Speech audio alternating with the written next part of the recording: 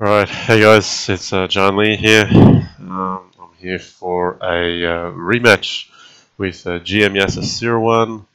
Um, we're just going to play some 3+5 Crazyhouse. I'm just going to let the stream warm up.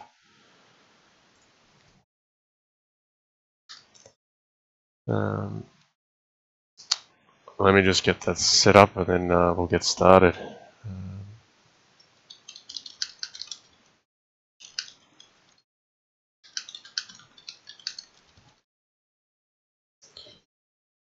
Alright, while it warms up, let's get going. So I played 20 matches against GM Yasser Seirawan last time. That went about 4 hours. We had some fantastic games. I had a lot of fun. Um, yes. Also, last time I have to say I think I gave Yasser too modest of an introduction. I only mentioned that he had defeated Korchnoi once, I think, and I had viewers telling me he's actually defeated the likes of Kasparov, Karpov. Um, I've also been informed that he's defeated Spassky, um, I believe Tal. Um, so there's some world champions in that list. GM Yasser one is a world champion slayer. Yeah, I was a little bit embarrassed actually because I've known the name Yasser Seirawan for a while, but clearly not for his most notable achievements. So yes. Anyway, what we got here is I've allowed attack back pretty early against Yasser. After knight d5, where you saw before, the game is lost for black, but he didn't intend it, so that's fine. Okay, bishop e6. So knight c3 is on. That's a threat. I want to maintain something here. I want to make something of it. So I'm going to play queen f3. That's just so after knight c3, this isn't being attacked. And then bishop e6 becomes a threat. Queen f3 also prevents knight f4. So my assessment of this position is probably that white's a little bit better, only because black's had to consume the pawn here. Yeah, it's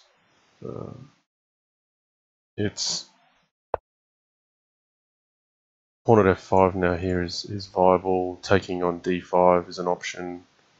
There's a few ways to play this. Knight e5 is coming in though, so I think it's sensible just to stop that here.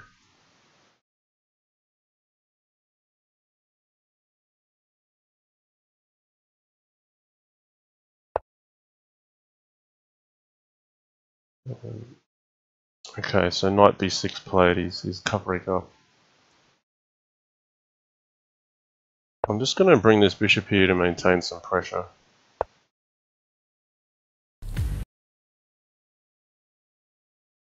Okay, now he's played queen d7. I'm wondering if I can get knight at e5 in somehow.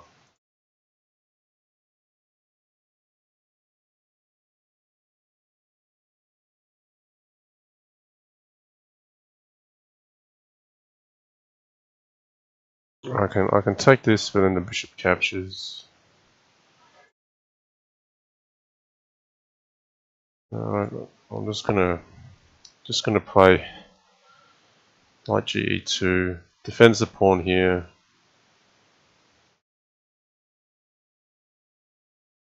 I might try bishop g4. I don't know if that helps him though. I may even be able to sack on f7 if he does that.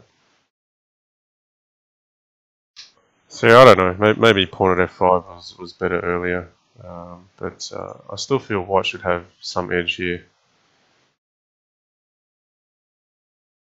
This is also in the way of black's development a little bit. Okay, he's taken c3. So knight ge2 also blocks queen e6 if he wants to do that. You know what? I'm just gonna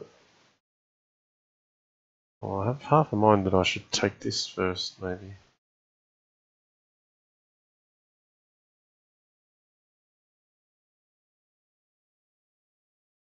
Yeah, I'll take this first, actually.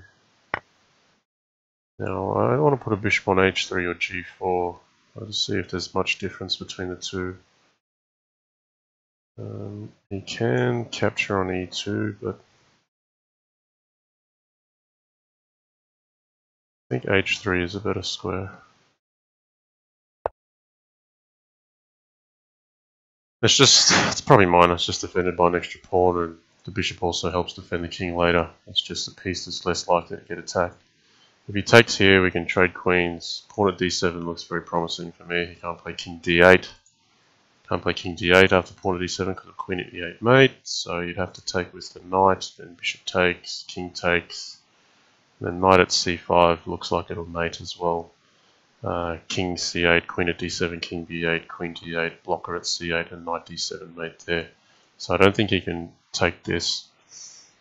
The idea is just to put this on first to hit the queen, make the queen move somewhere, and then capture the knight. Then at least I get this. If I just take the knight without playing bishop at h3, then I might get hit with bishop at g4 or bishop at d5.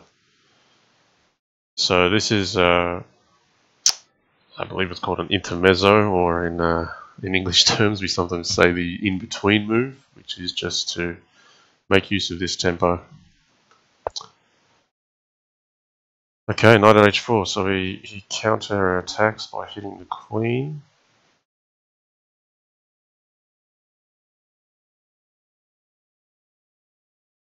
And that's very effective actually, because now he's threatening mate with this queen at d1 trick. So I'm going to need to take this. But see, this is why I like the bishop on h3 now. Not because I saw knight at h4, just because I felt it was less defended on g4. Critically now, it's defended by two pieces. Okay, so he's trying to distract my bishop from g2.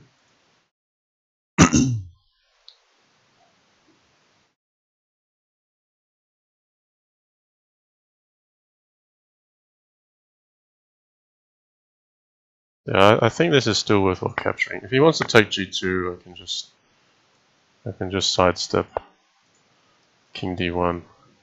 Even if he wants to take now, I'll just play king d1. And now hitting this queen, hitting the knight. This is nicely covered. So he's gone for the sack. I'll capture this one. King d2 or king e1? I think e1 makes sense. King d2 might get in the way of some checks here. It's also just a little bit safer having a king on the back rank. So yeah, he's lost a queen for a piece and a pawn here, but yeah, it's not decisive just yet. It's not all over. Got to convert from here.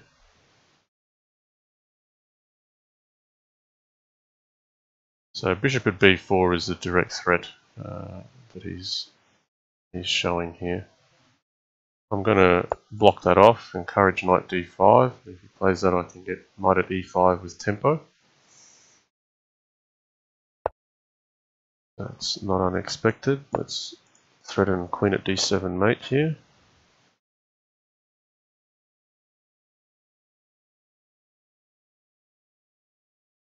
And if he plays bishop at c8, I may be able to sack on f7. He hasn't gone that way though, so can I be decisive here? Bishop takes e6. I'm going to play that instinctively. I feel that it's promising. And pawn at d7 was my preference, but I don't feel like I have enough. I'm just short.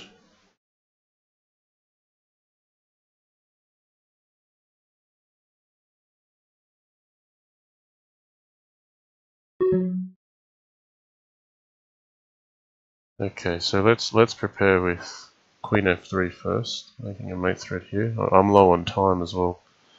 I'm trying to find a sneaky mate here. I'm just a pawn short at the moment.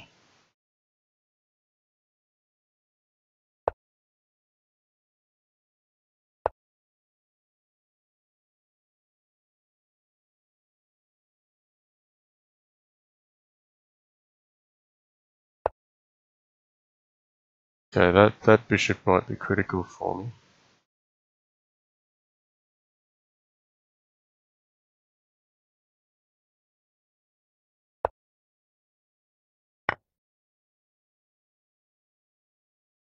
I'll play the check first. Forcing rook d8, and I don't have a pawn in hand for d7, but then I can capture f4. Now bishop at d7 becomes something.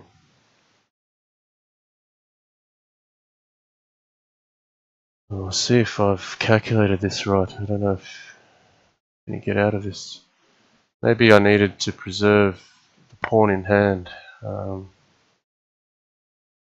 It doesn't quite work the way I want it to. Okay, I think I've got mate. No, queen takes d8. He can't take that. Rook at e8. He has to go this way, and I've got knight at e4 to finish. So very happy to take that win. Sharp finish in the end. Glad to see the mate. I was pretty low on the clock. Okay, so we go to d4, d5. So we open with a cracker of a game.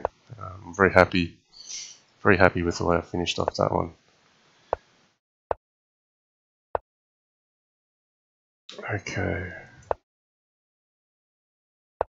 So we played a fair bit of d4, d5 lines last time we played as well.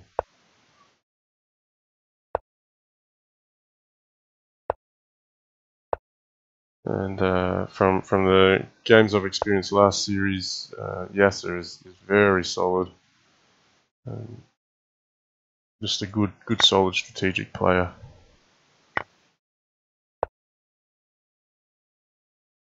The knight g6 here, I'm trying to undermine all three of these at once. Now is f6 viable? It's a bit risky.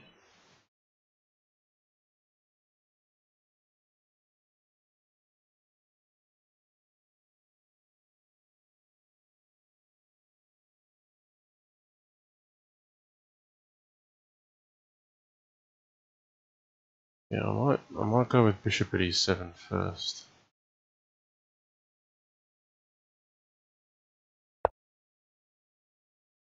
My idea here is I don't mind if he exchanges, and then I prefer having the queen on e7 before I try to play f6. So my pieces are all shaped to hit dark squares at the moment.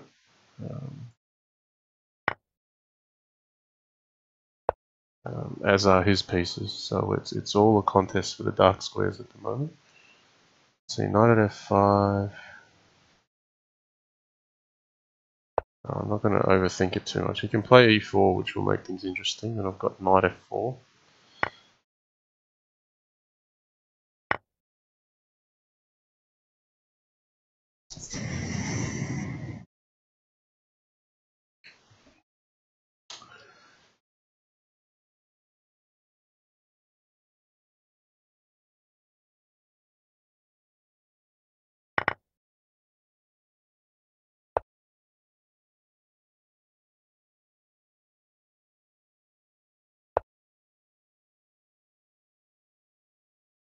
So you'll notice just about every move that's been played, probably the last 5 moves, has been all about controlling dark squares. The fight is all on dark squares, so every move White has played has been attacking dark squares. Now he's switched to light. So now he's trying to grab this knight here to undermine this, but I believe I can just take this. He might grab that pawn. Oh, he's gonna do this sort of trickery.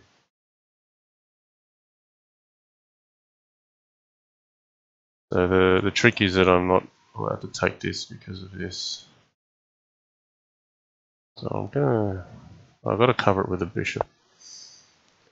Because if he takes here and I've defended it with, if I defend with a rook and he takes g7, then he's got pawn f6 to follow. So bishop is good because it covers f6 after the trick. He can't take this now because I'm threatening to take it. If he takes with the knight, maybe I can just move the king into open space. I don't know if it's that great. Rook c1 is a natural hit. Okay, that's interesting. He's chosen to take here. Alright, now here he's given up a couple of pieces, so I want to strike him pretty hard and fast here, pretty accurately. I'm not too concerned about bishop at f6, so I don't feel white's going to get adequate compensation. It's one of these pawns I want to hit. It's either knight at h4, knight at b4, maybe even knight at f4, but yeah, I feel like I have to cut off queen f3 if I want to play, like if knight at f4 takes, knight at f3, so yeah, it's either knight at b4 or knight at h4.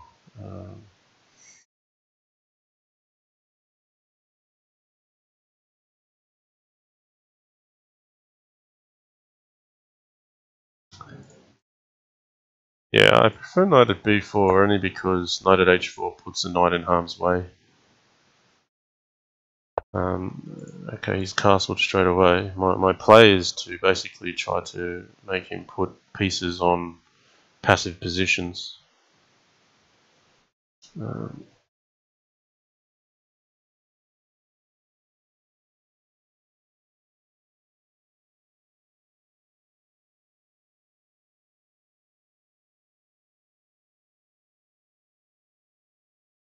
So yeah, I mean, I'm looking at bishop at f6 and how I should sidestep it.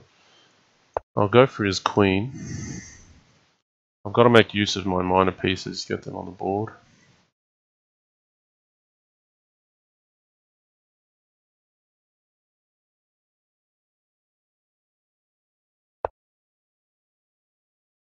Okay, queen h5.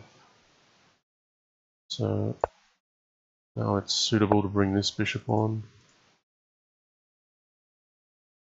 Okay.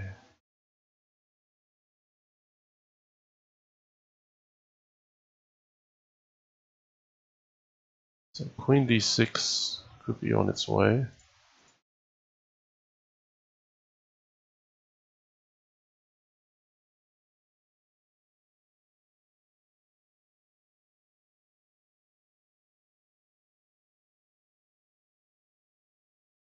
Yeah, f4 is maybe a move. Something on f6 is going to sting me sooner or later.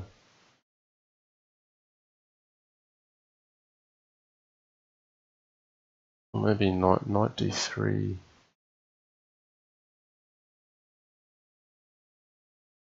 Yeah, we'll go knight d3. There's going to be some tricks with knight at e2, knight f2. So yeah, if he wants to hit me there, that's okay. Well, should probably cover d6.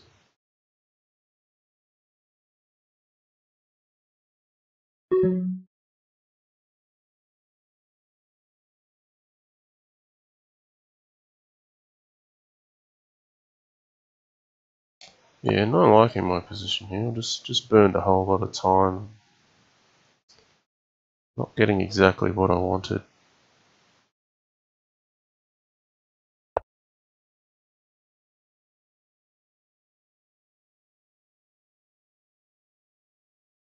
Let's get this in.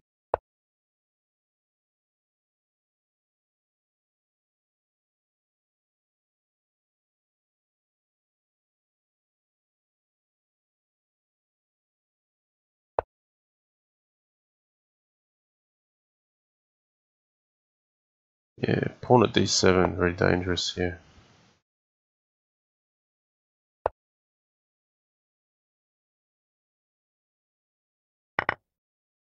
Not thrilled with how I've played this.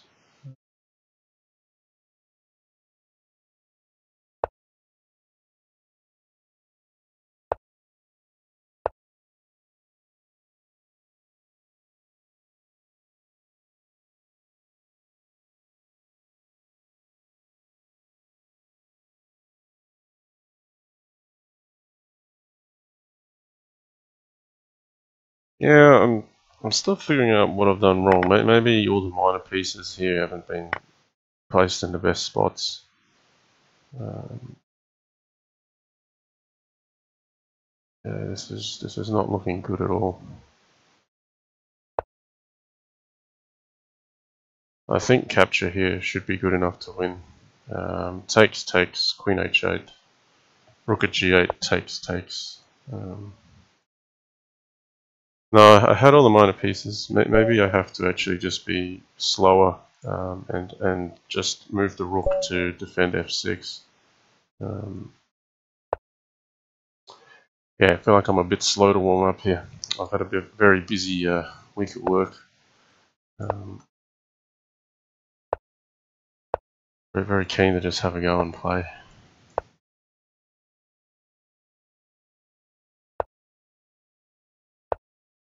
Okay, so we're going to an e4, e5 line. This is where I'll be quite familiar. I wonder if he's got some knowledge in how to play these positions, or if I'll actually have an edge just out of some opening knowledge. Okay, let's go direct. We'll go straight for the king. Pawn at h6.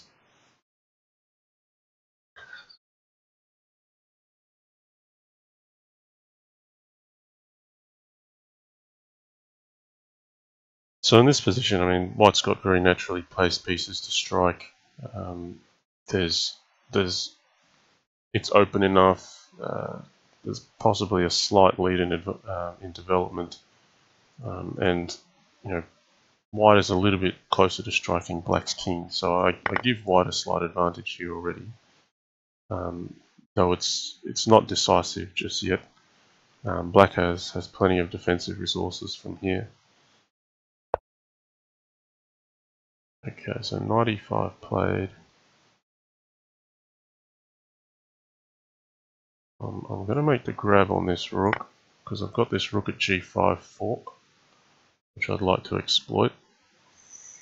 Rather than back this bishop off and give away a tempo and allow that knight to go to a good square, I want to make him play knight g6.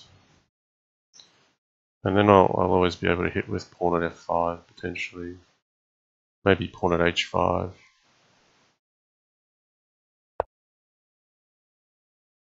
I prefer pawn at h5.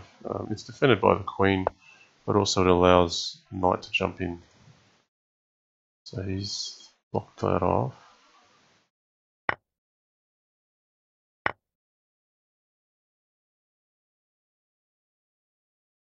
There's a few tactics here. This can open up. I'm just wondering how I should make my exchanges.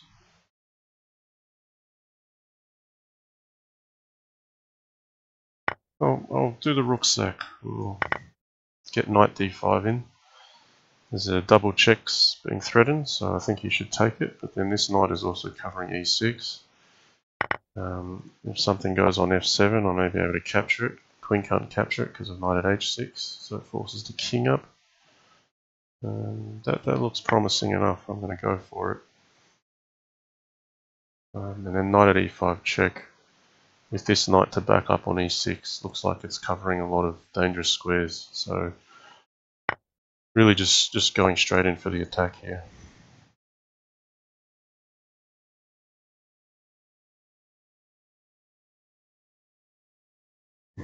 So king g7, knight at e6 check.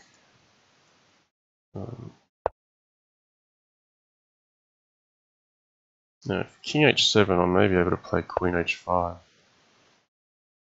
Yeah, he's allowed knight at e6, so I'm going to just go for the queen.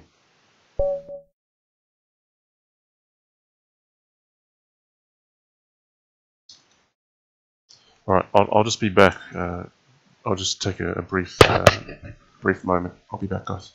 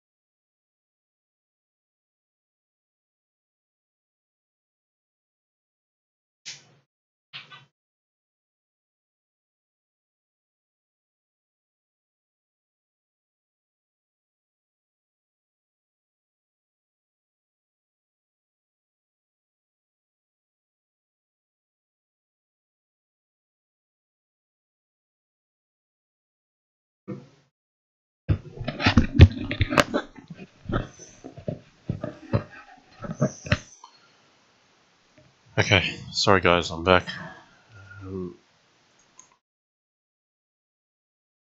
See if I can get the match going again.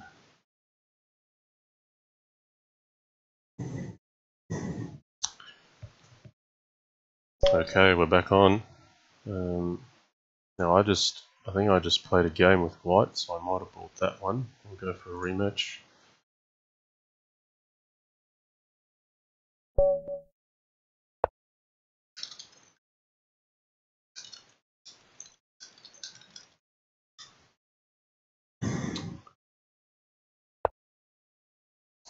Okay, I'm going to go with knight f6 this time. Let's switch up the openings a little bit.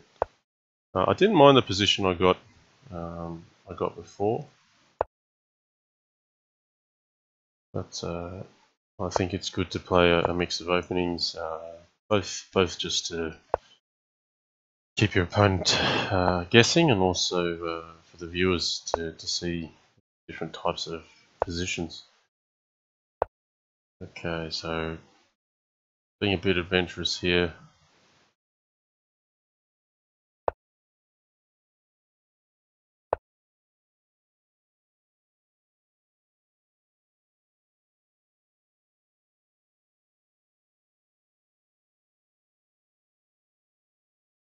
So I'll go to pin this knight now this bishop has come out. But my king side can be a little bit shaky here. White can try to break things open. So you've got to be careful. He's coming straight in, yeah, in the break. Got myself some juice. Those who've seen my channel before know I've got a few different beverages. On my sleeve today. It's berry juice for those who are interested. Okay, so we've gone h4. Yeah. What do I want to get out of this? We'll play GH first.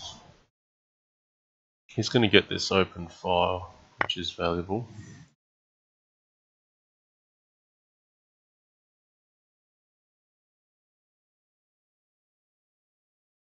Yeah, I'm just going to knock him back. It'll be interesting to see if he decides to capture here. I don't really think it goes anywhere. I mean, he might play pawn at e6, but I've got rook at h1 check. He's already seen that, so that's what king e2 is about. It's not a mouse slip. He's defending against rook at h1 check because he wants to put a bishop on h5. So we're both seeing similar things here. I'm going to elect to castle actually. And while this looks like I'm castling into the storm, what this actually does is it just covers f7. Because if I don't castle, the light squares are also very weak. Let's bring the knight back, I think. I could bring this one in, but pawn at h3 is going to trap the knight, so... Yeah, I've got a rook here. He's got the pawn in hand, but he's got good minor pieces. So while this looks awkward, in Crazyhouse, he's got all his army here anyway. The king's perfectly fine living in the center. I actually like how Yasser seems to have a pretty good feel for which rules should be bent in Crazyhouse relative to chess. Some grandmasters in chess stick too closely to the chess rules, and it actually can come off as a little bit of a disadvantage, if you like.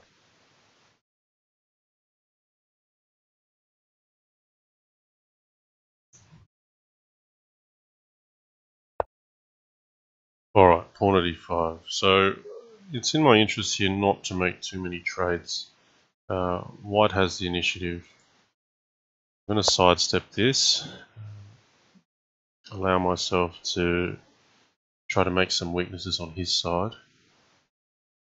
And this is a defender on e5, so if I can capture that with check, E5 may fall. Okay, so now he's hitting my light squares.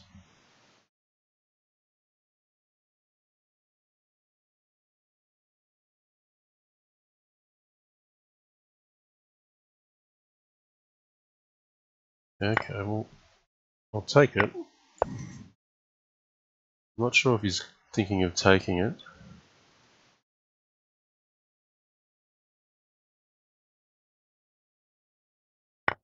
Playing quite positionally here, he might... He's going to go for pawn at e6 next.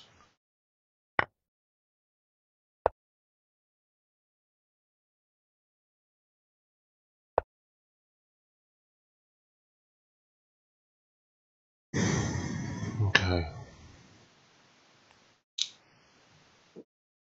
So this is a kind of position where black can just try to absorb all the attack and defend, or you can choose your time to counterattack. At this stage, I'm just going to capture the material. I may have a g4 push or bishop at g4 at some stage.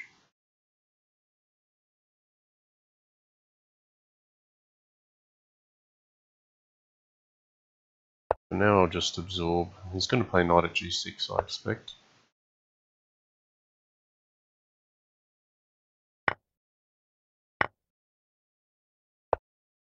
I'm just going to try to undermine here. So, yeah, my play here is really to just be greedy and try to take every piece. At some stage, I'll probably have bishop at c4 check as a defensive resource. So look, it's, you know, he has a rook in hand, but I've got enough coverage at the moment. Okay, got a few comments in the channel. Orkank says, where are you from and what time is it there? I'm from Sydney, Australia. It's now 11:39 PM. The comment is, it looks pretty dark. Yes, it is dark because it's nearly midnight. And we're in the winter season, so it's actually a little bit cold as well. In fact, before it gets too cold, I should probably turn on the heating. Okay, so here I'm straight out threatening knight takes h7, just threatening to win more material. The question I'm asking of white is, you know, material is balanced, but how are you going to make progress in a hurry? He's gone this way. Now, here's where I said bishop at c4 might come in handy. I think now is the time for it. He can't block this way because then I'll pick up this pawn for free. He may actually try queen d3, although I don't think that'll be enough for white. So maybe a king d2. King e1's no good because of rook at f1, but he has gone with queen. And he needs to be careful here. So do I.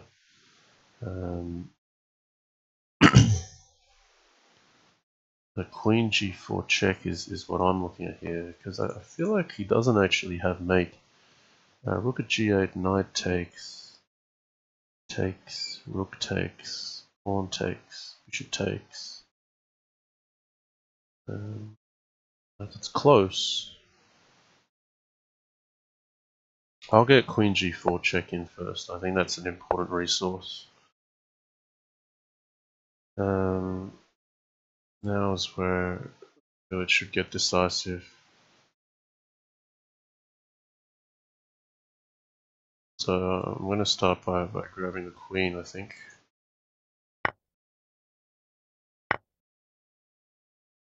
If I take here, rook at g8, I think is quite possibly mating me. And knight takes, yeah, rook at g8 mates me here, so I need to actually play some checks, whether that be rook at c2 or knight at f4. Knight at f4 looks very strong. Asking him to capture one of these. So let's try to calculate mate here. So knight at f4 check. Takes queen g2. Takes knight at h3. That should be enough. If takes rook at e3. Yeah, I'm gonna go in that way. Knight at f4 check.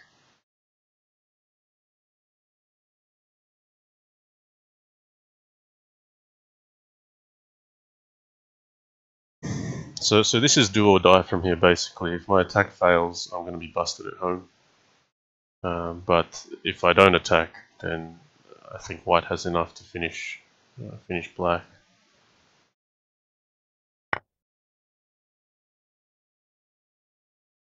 Okay, do I have enough with rook at e3 though?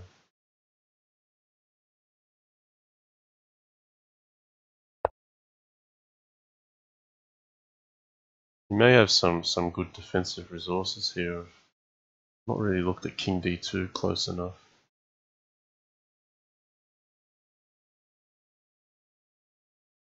There's a crazy move. After king d2, knight at e4 check. Does that actually work?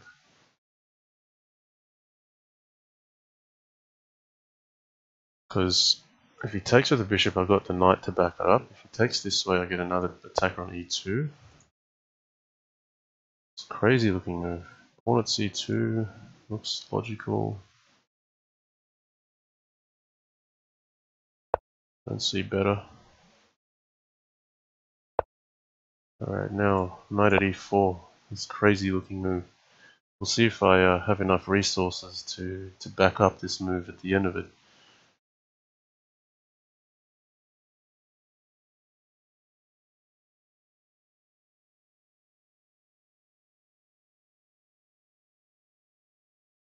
This nearly looks like it's going to survive. Oh, okay, he's gone this way. Maybe he survives out here. So let's bring this queen into it. This is interesting now. If he takes this way, I've got rook c3.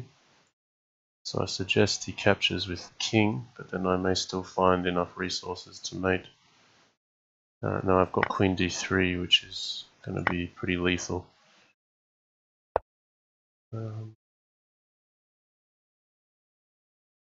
Yeah, I think I should just take this.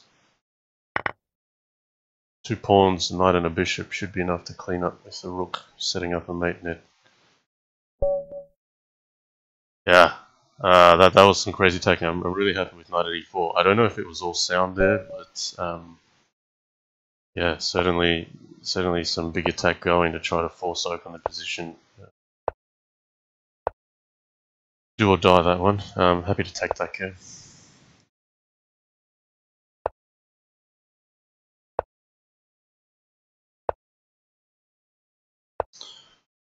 Alright, I've earned myself a sip of juice, I think.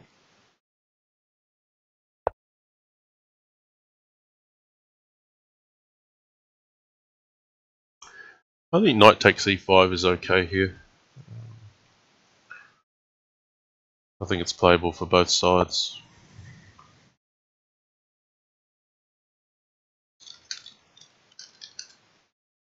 I'm just posting the beginning scoreline for the viewers. It started at 13-7. Those that like to keep track of score.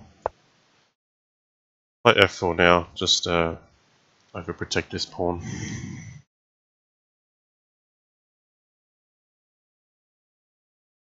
So those who have just joined, I'm leading 3-1 at the moment, but it's early days.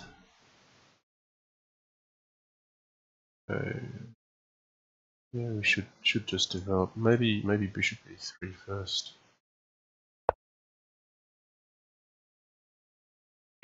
And then I'm just allowing this knight to travel d2 f3 potentially.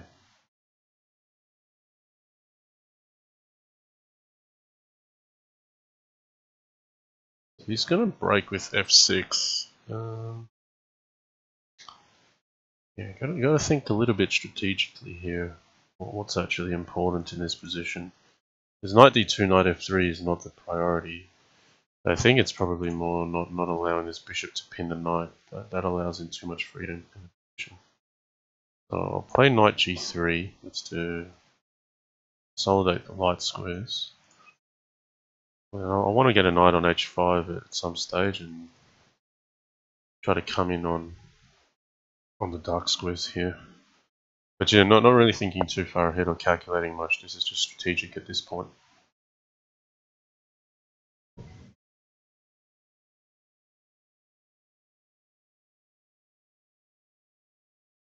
f5 played.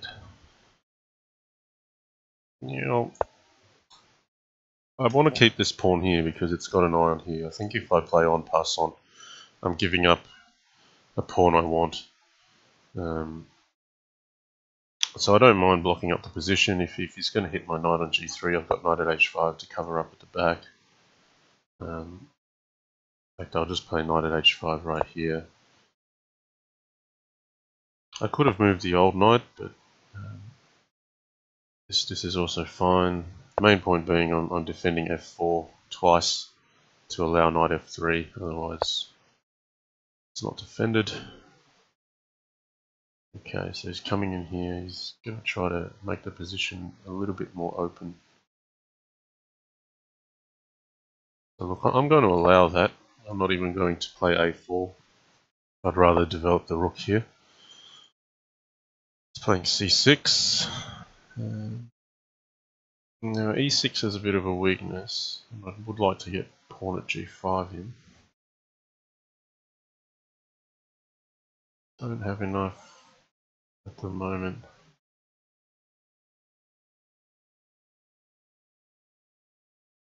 So let's just keep it strategic. I'm going to let him break it open with bishop takes d3. Because if he wants to play pawn e4 and grab the knight, all I'm doing is allowing him to make the captures. And while I'm not capturing, I'm not forwarding his pawns in any way. So takes, pawn at e4, queen d2, takes, rook takes f3. I've got a lot of defenders then on f4, and he's only got a knight in hand. So this is an interesting, slow, Stonewall-like position. And it can break open very easily here. I mean, if I get pawn at g5 at the right time, it'll move in white's favour. The difference is white has two assets in black's half. And I'm basically just sitting on that, encouraging white to make the first move, so to speak. So let's discourage a further push here. We might play bishop a6. And at some stage maybe even rook c6 could be viable, but I don't have to be in a rush either. Okay, we're both playing patiently, it seems.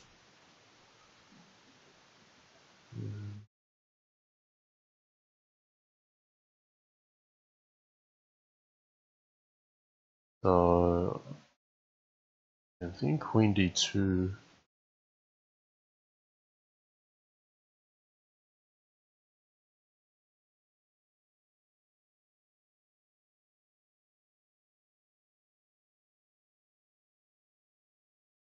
If I give up the rook, put a pawn here.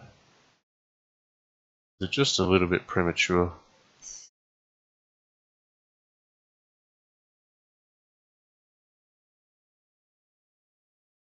Yeah, I'll play rook c2.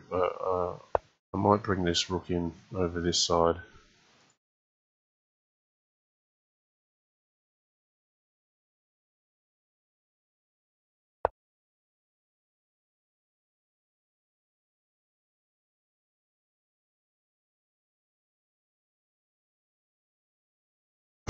Not sure what the path to progress is here. It's just a grind.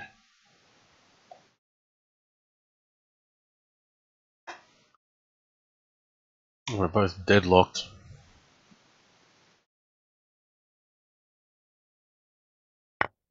Okay, he's cracked. He's going to open first. All right. Now I want to either put it on d2 or b3. I think b3. I want to threaten this pawn.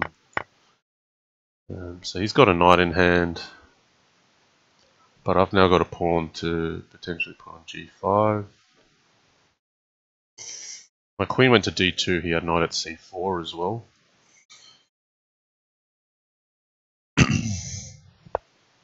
Okay, knight h4 here. Going for the rook. We can just play it sensibly.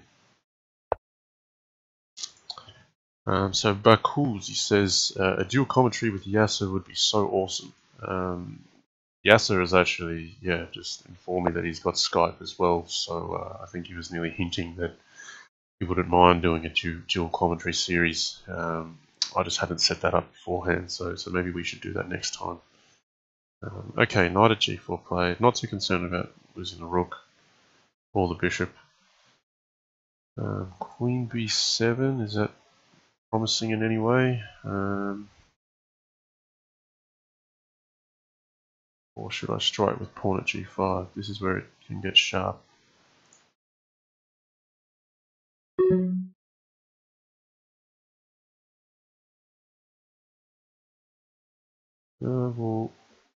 We'll get him to take the bishop.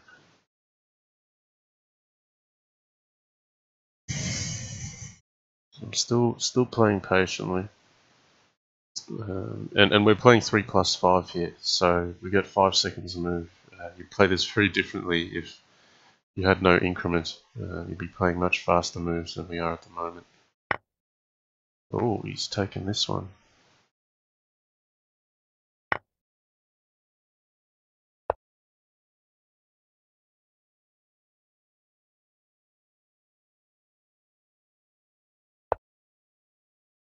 Alright, I better lift my pace. I'm going too close to the 0 on the clock.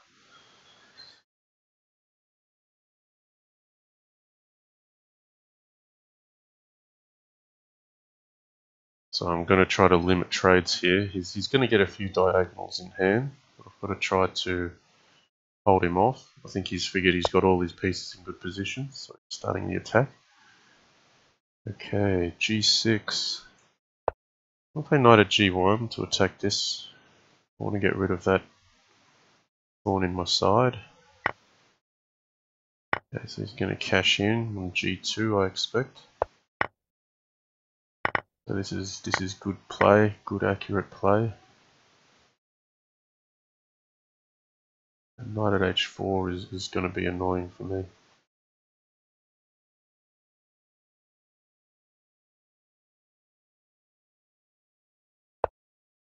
Ooh, queen b6.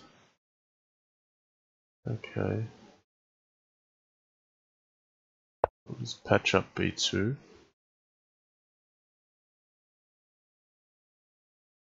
I think he's preparing to be able to take a few pawns.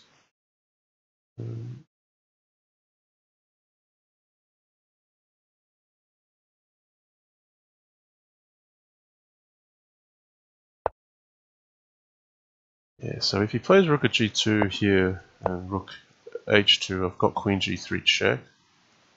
I don't know if he's planning to take b2. I felt like he didn't have to play queen b6. Rook b2 would be very strong here, had this bishop not been here. He's going this way. Can I counter here? Or am I not really entitled to do that?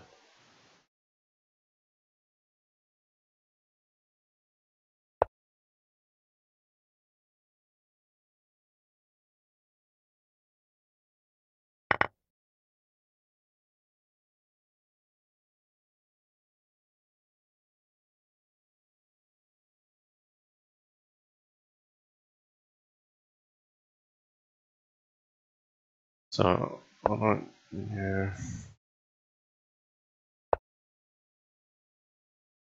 Yeah, come around the back potentially.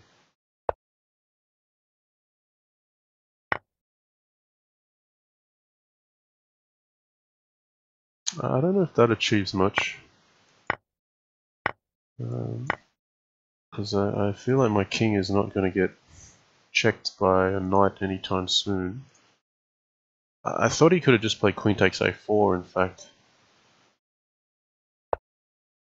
Okay, bishop at here, so we'll just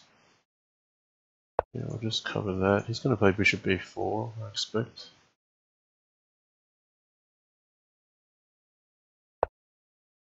Queen. Right, I'm just going to defend all my pieces.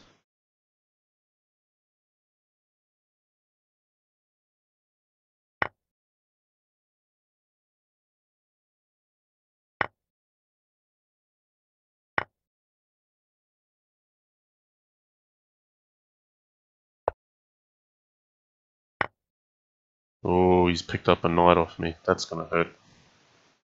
That's gonna hurt.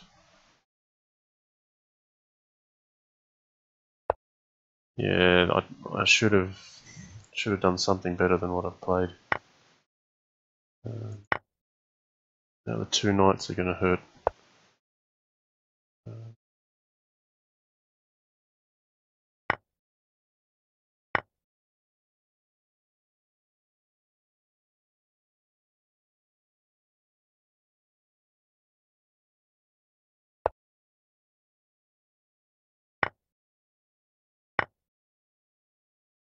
I feel like black should have mate here.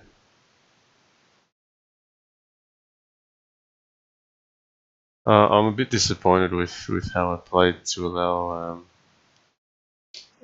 this. Maybe I shouldn't have recaptured on g5.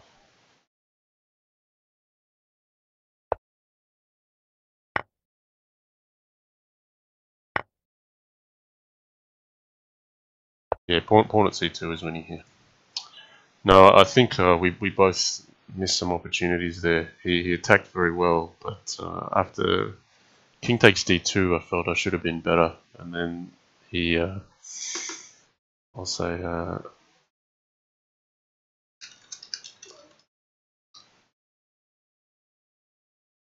he found this queen g5 h5 resource that turned the tides for him. Let's just go back, have a look at that. I felt white should be better here, and then he played this move.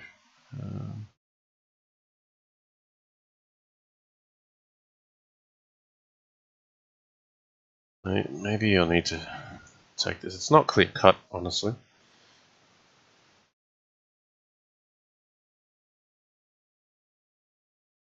It's a good move, bishop g5. I missed that idea.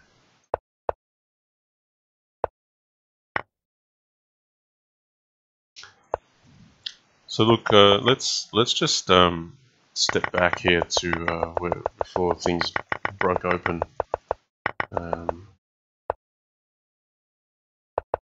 Yeah, here's where it started, and g6 was very resourceful. Black's got plenty of pieces covering dark squares. You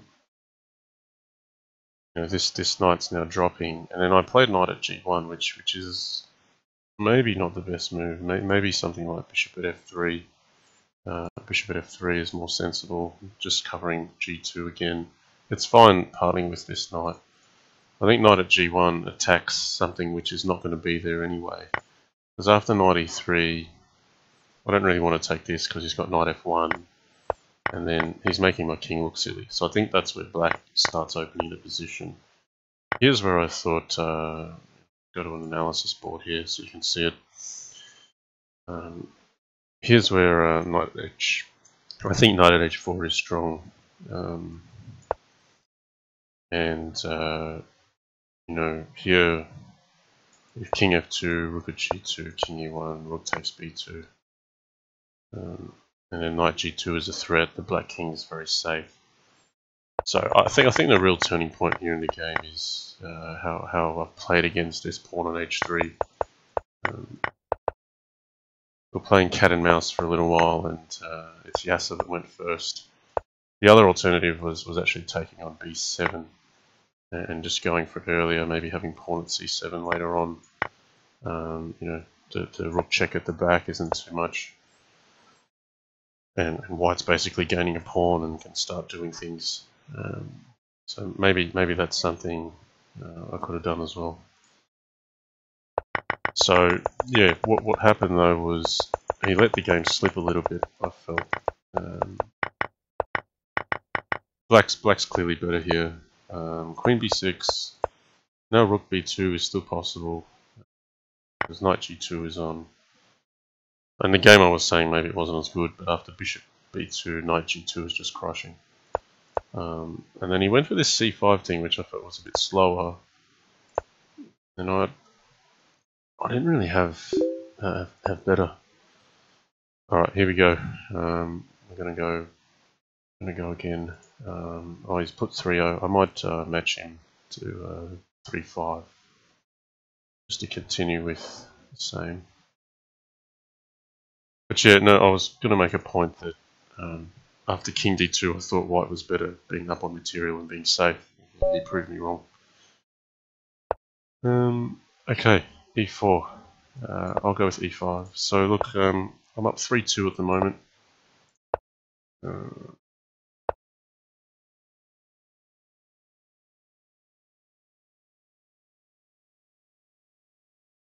He's been playing d4 mostly, so we'll see what he comes up with on e4. And wow, I've just seen I've got 92 viewers joining at the moment, so I'm guessing a lot of Yasser fans in that mix. So welcome to all the viewers. Thanks for joining.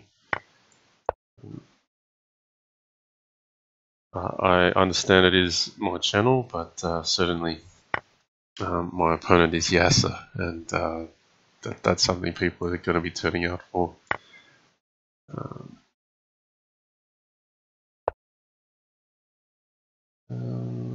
I could take this potentially, or play king h8. Let's just check a few things.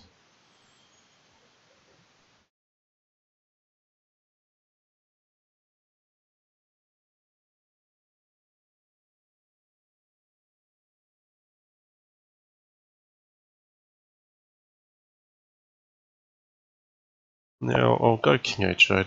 We'll see if he plays knight at g6.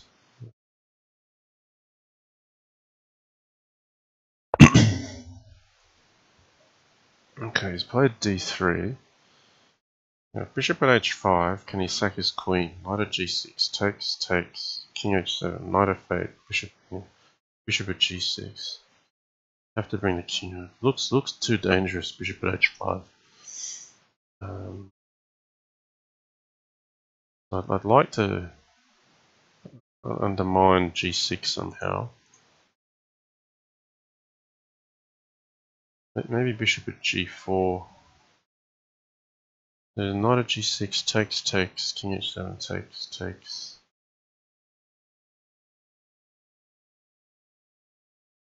Yeah, let's go with bishop at g4. If he plays f3, his knight hangs on e5, so that's no good. Alright, he's gone straight for it.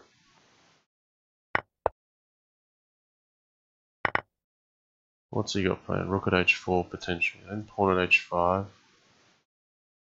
So I seem to be defending a lot today.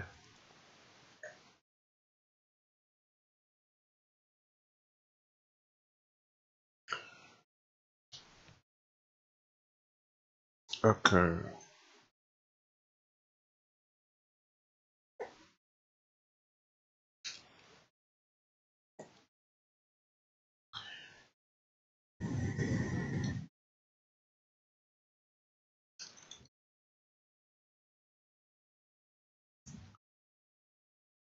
Right, so as black here, I'm simply trying to take here and gradually get the knights and pawn on.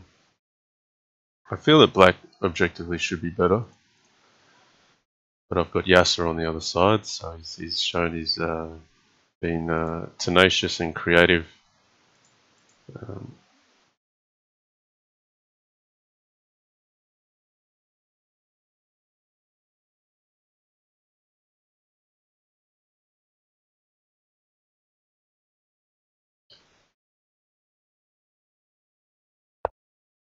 Okay, look at h5, not unexpected.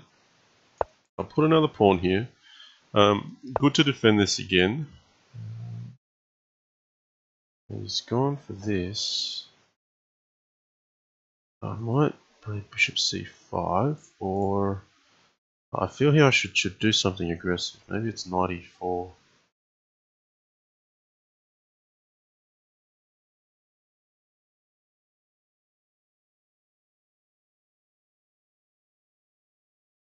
Yeah, this is without much thought. Knight takes e4, just instinctively. That's a dangerous piece for my king. I want to capture a rook in hand, and the bishop is pointing at f2. It also frees queen c5. So I'm not even calculating much. Just knight e4 is actually just an instinctive grab here. Also, the knight is not immediately dangerous for my king because I've covered g5. Okay, so rook g4 played. Is pawn f2 worthwhile getting in just while I've got that cover? Or is there some other bishop c5 check? No, bishop c5 is just helpful for him, I think.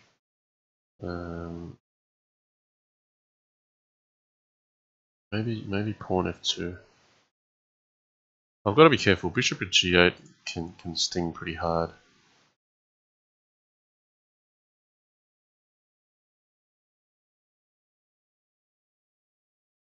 Let's take a look at this. Pawn f2, king across, capture, takes. Maybe I should take with the bishop, takes. Have a rook in hand. The checks really go anywhere though.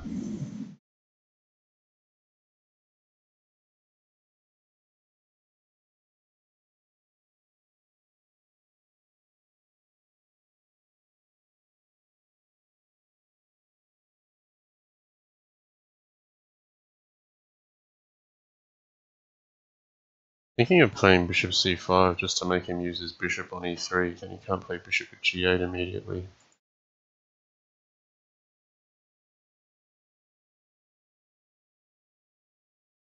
But I better move soon. I'm not leaving myself much time on the clock. So that wasn't one I saw after knight takes e4, which I played quite instinctively.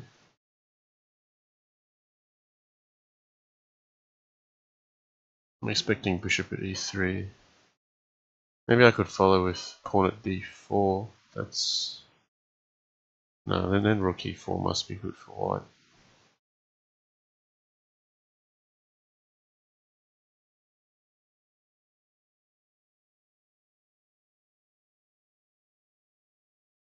I just feel like I'm not breaking in fast enough. Oh, that's interesting. Well, I can take this one because knight at e2 covers me. There could be something more sinister behind that.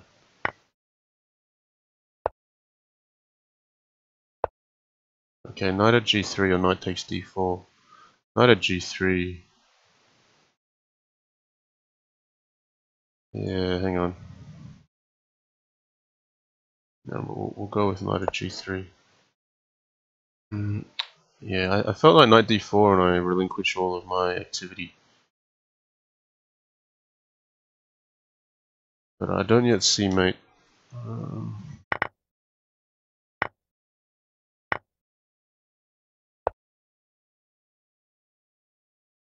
Yeah, I get mated if I go this way, I believe.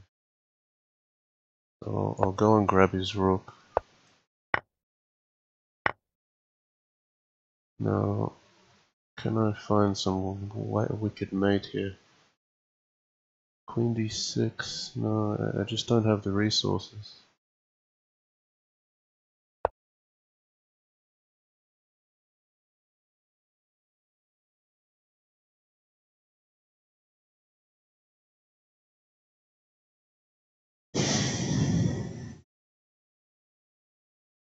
I'm hoping for bishop f4 here, but queen f4 is just fine. This also just takes it off that diagonal.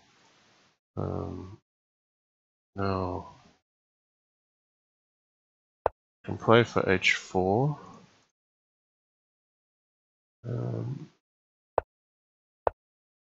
So the rook is dangerous to me here. Ouch.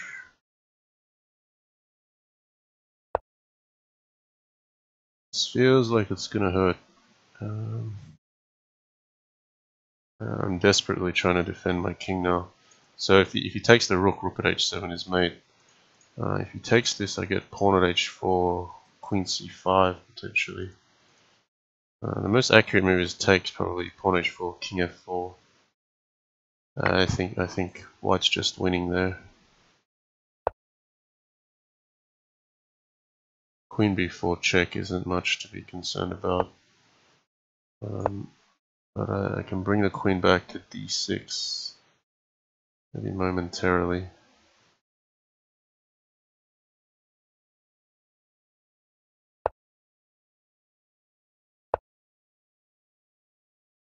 He should just be able to play Queen G6 here. This is all over. Oh, Yasser's playing good here.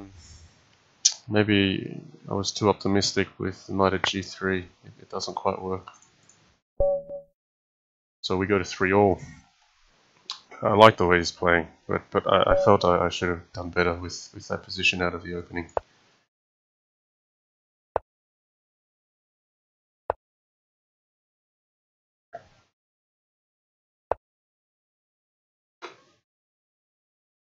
Okay. So we're 3-all now.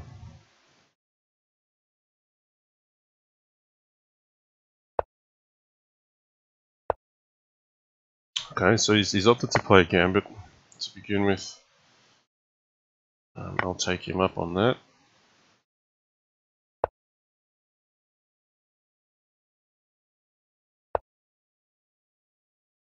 I'm going to Gambit a piece back.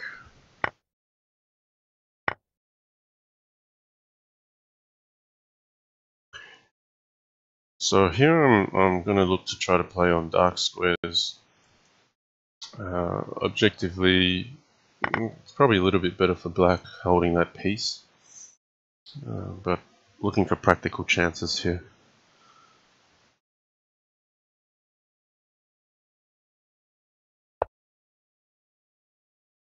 Pawn at c7 is a bit of a trick. I'll go for it. So he doesn't have queen at e5 check because the knight's covering it. Doesn't have queen at a5 check. So these are some of the forks you've got to look out for before you place a piece out there. And my trick is pawn at d6, where he can't take this because of queen at d8 mate. So this is the practical kind of chance I'm talking about on the dark squares. It's not necessarily best play, but there's a few tricks that can be missed here.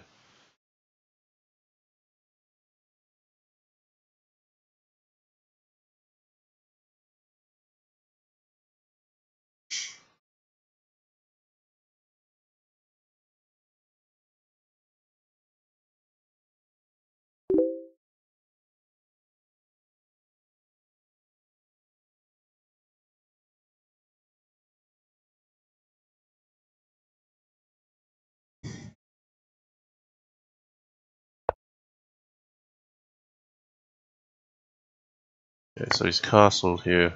I'm going to go for him. Yeah, I feel it's natural to put the queen on d8.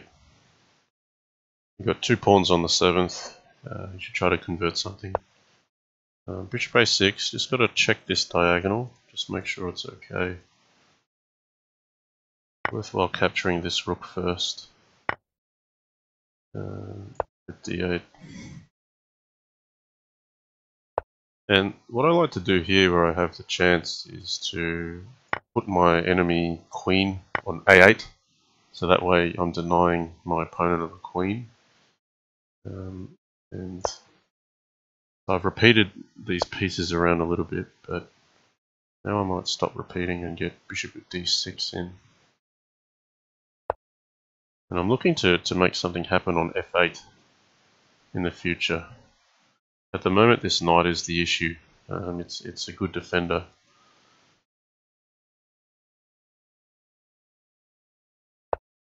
Okay, so he's countering this.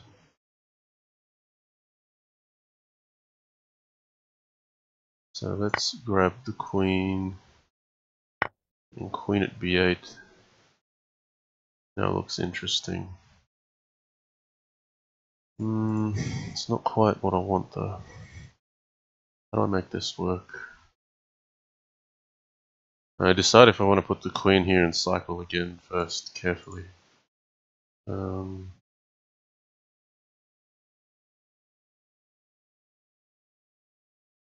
do the queen again.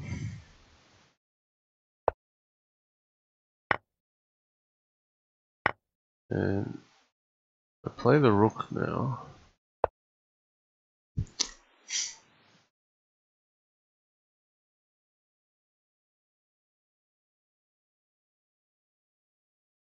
The reason why I was cycling was to see if I could get a different piece. He's been very persistent in blocking this way. I think he can see it doesn't end well for him if he allows me to promote another one. I'm not really progressing the way I want to here. Just been repeating moves largely. So how can I crack this open?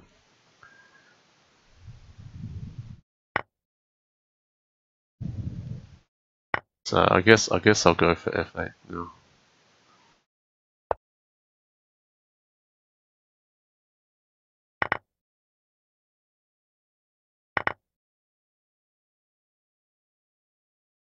So well, it looks like I'm making progress. I mean, he's also got pieces in hand.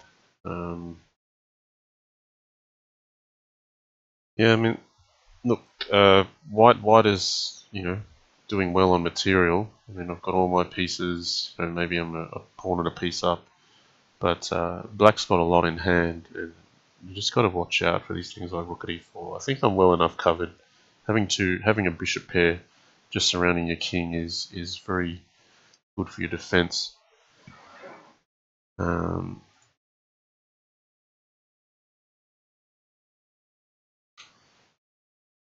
Yeah, if he takes this, I probably get some nasty checks in. It looks pretty close to mate. Yeah, not quite. He's got knights around his king as well. But okay, I mean, I think I've proved the point that I've been making progress with these dark square weaknesses. So let's see where this goes. I want to try to seal the match well. I think Yasser's been playing the critical position better than I have. Try to get into the groove.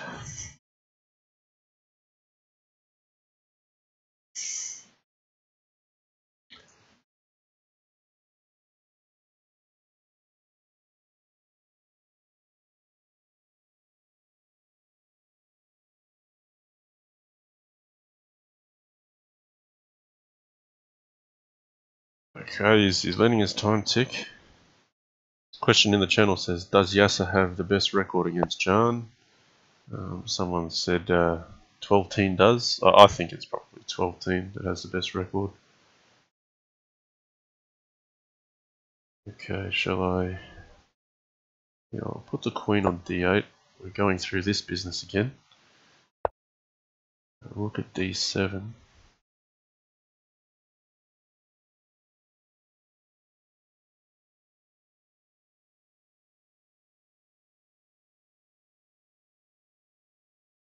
Oh, I've got to be careful. There's these rook d1 tricks.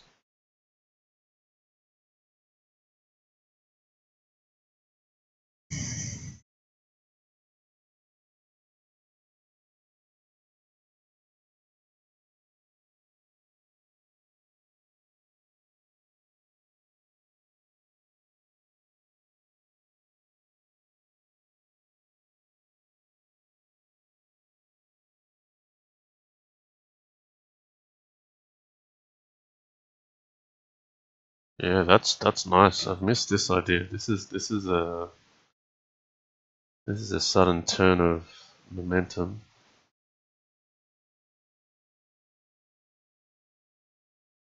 What have I got against this?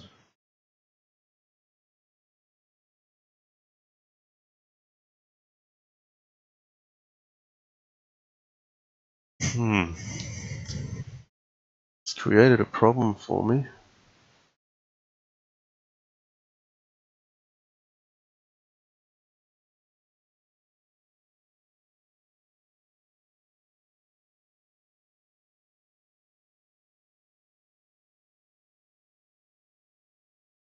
Alright.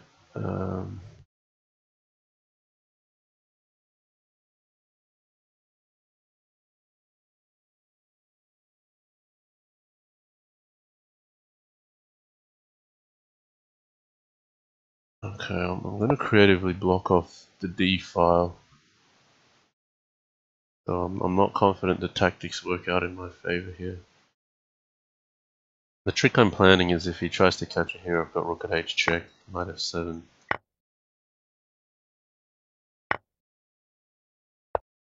And this way I prevent any piece overtaking d1. I still have some attacking chances.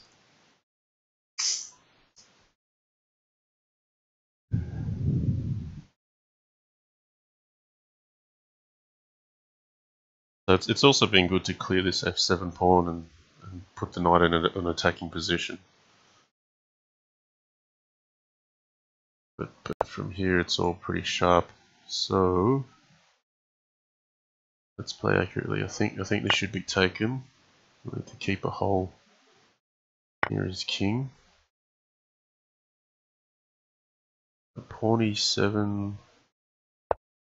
Just threaten queen at f8.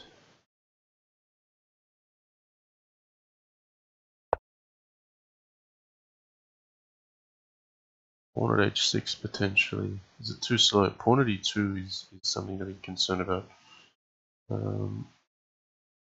Play pawn at d6. This is actually threatening mate with queen at f8. Takes. Oh no, his king can run out.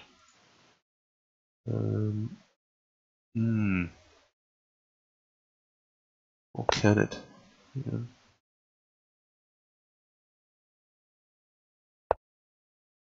He may try a sack here, but it won't work because my king can run here. My knight's covering d2.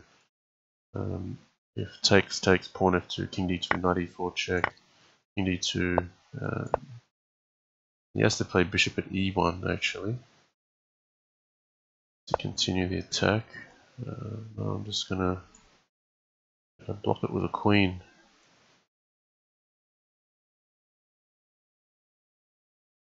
Ooh, I've got to be careful here.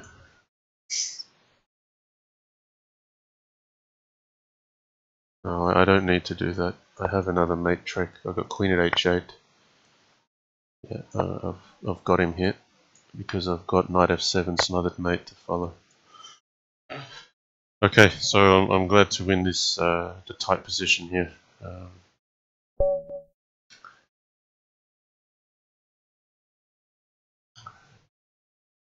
No, this is 3+5, and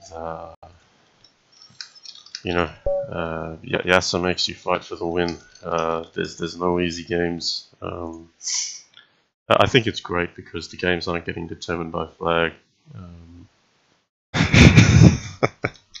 He's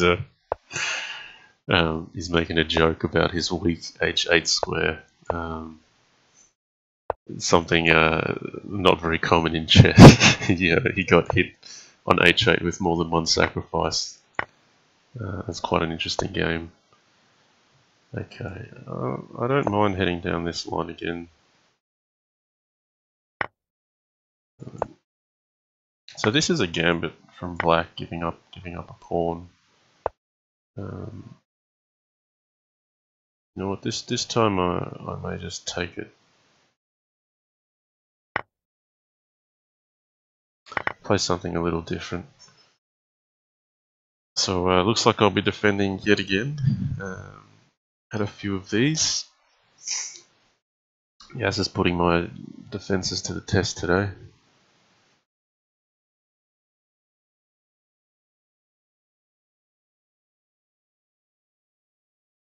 Okay.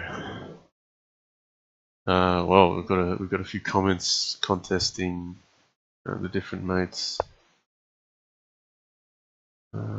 Okay. I'm gonna play bishop at h5 here. I think that's good to attack and defend at the same time. If he wants to take here, I'll take him on, and we'll see what happens after knight at e5 and knight at g5. Alright. Let's see where this goes. I'm going to try to take all the pieces. Okay, he's sacrificed the house, so I'm curious to see how he's going to continue from here. I feel like he's just instinctively said, black's king is going to be wide open. I'm just going to put it there and then play. But, with the queen in hand, I mean, the white king is not necessarily safer here. Two knights in hand make knight at h3 and knight at f3 viable. So I don't feel like white will get enough compensation for sacrificing all this material.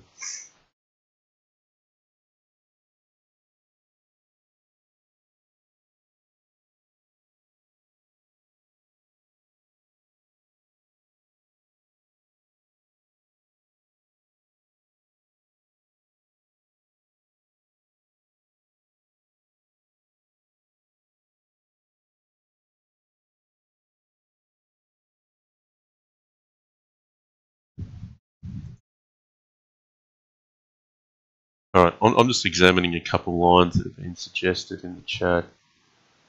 But it's hard to see where they're up to exactly. Okay, I think I've got to bite the bullet and just take this.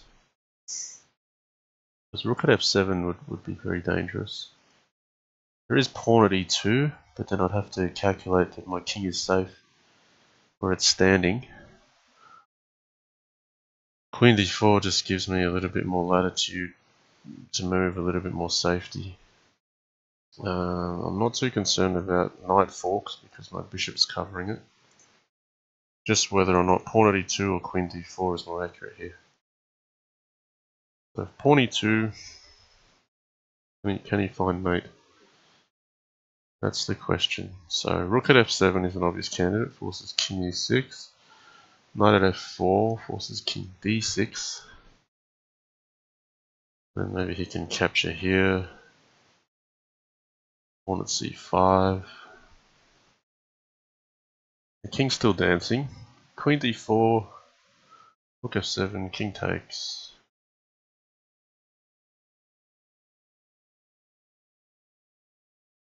I'm leaning towards queen d4. I just don't feel I need to rush into it.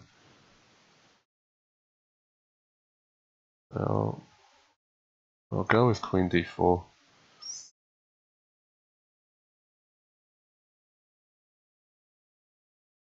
I'm just keeping this knight undefended so that my king can escape the checks and just capture another piece. It seems pretty sound. Even if I get checked further, the king should have an escape square. So he's got rook e7 there. Why did I see that? Is that something to be concerned about? Just take it and shuffle back here. He's got to look out for knight at h3, knight at f3 now. So I think king d6 should be strong. If he goes bishop at e5 check, takes, knight at h3 takes, knight at f3 there, pawn at g2 takes. The rook's on e5, so knight h4. Ooh, good enough for mate. So king d6 is good, both f5 and b5 are covered from the knight checks. And this rook is under attack, so I should be ahead here. And sometimes this game involves the king having to lead from the front and attack with the army and take all the pieces. Rather than classical chess where you keep the king in the corner, keep it safe. In some cases you put the king in the middle and you bring the pieces to the king. Yeah, I like my position here. I'll be surprised if there's a resource for white. So the line I'm looking at is bishop d5, queen takes. Right. So here what he's doing is defending this. Pawn at e2 is just a natural progression. And bishop at e7 check is coming. King d7, knight at f8 here. Bishop c5, queen takes, and then I grab this. So pawn at e2 should be decisive. So knight at f7, king d7, bishop at e8 is mate. So if knight at f7, I have to play king c5. So pawn at e2, and the reason why I choose pawn e2 is I have to keep direct. I have to be threatening. Basically, I'm saying if you give me one more move, I can try to start a mating sequence.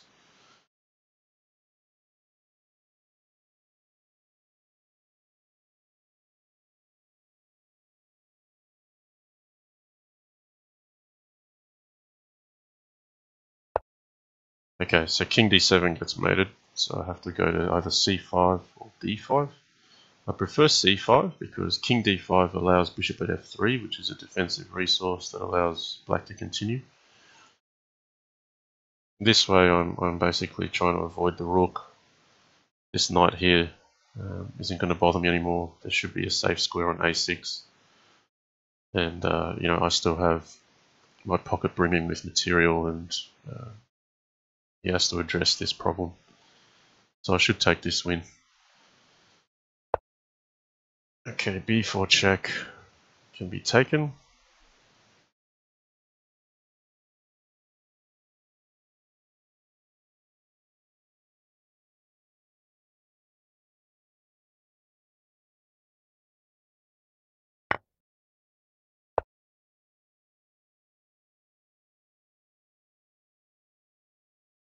So he's trying to get bishop e3, I suppose.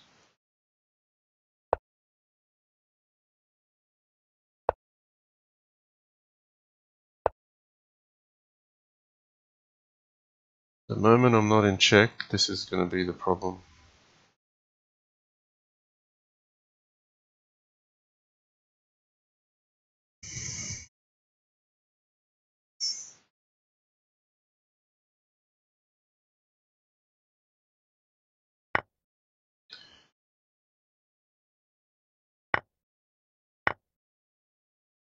Okay, so knight at h3 check here.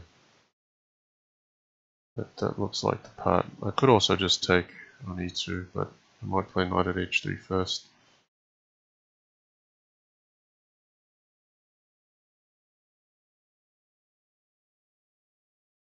We should be fine.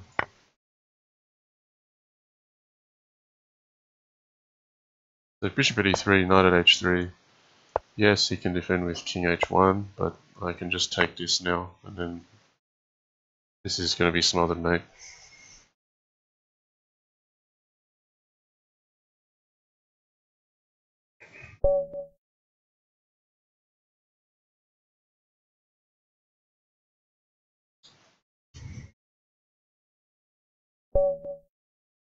Okie dokie.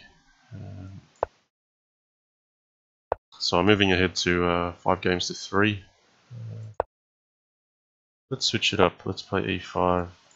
I'm going to decline this gambit. I'm surprised that he offers this. You can tell he's not a stranger to this game because he's aware of this opening sacrifice, which is actually not too bad for black.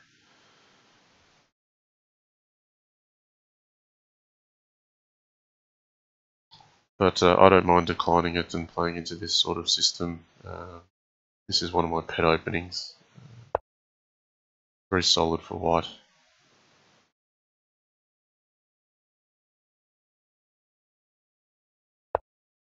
So f3 usually follows. And white just basically claims a space advantage and a safe king, and you try to push on black very gradually.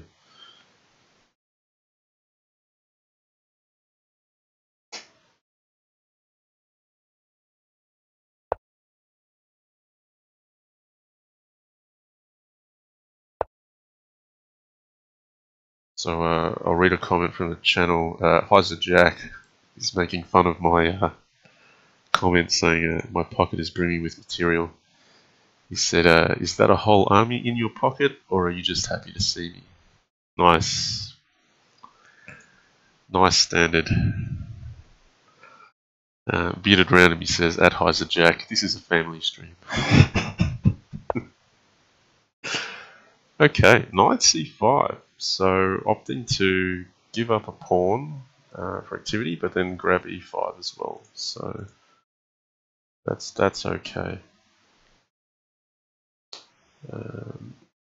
I think bishop b5 is interesting here.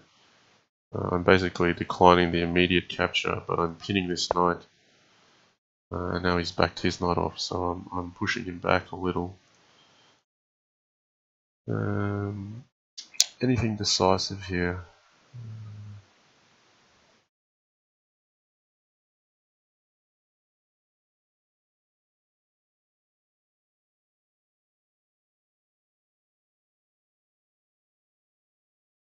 Yeah, I think I'll go knight f4.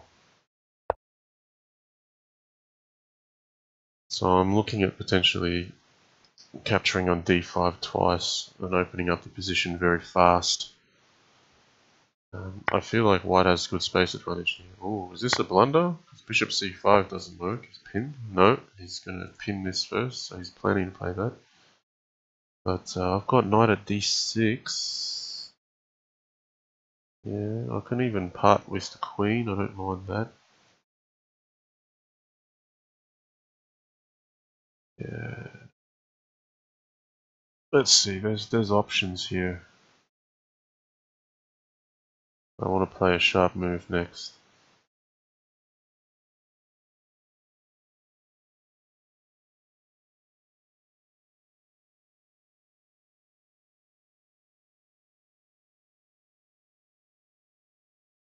Okay, well, what's the big move here?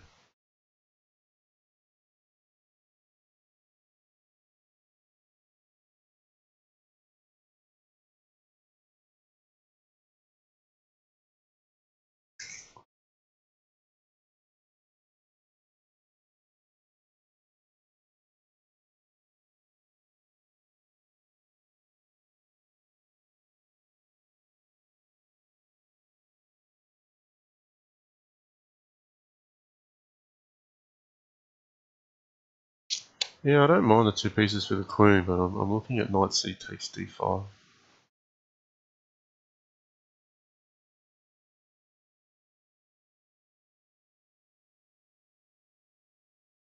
I could just end up trading in a position that's worse though. You gotta be careful of that.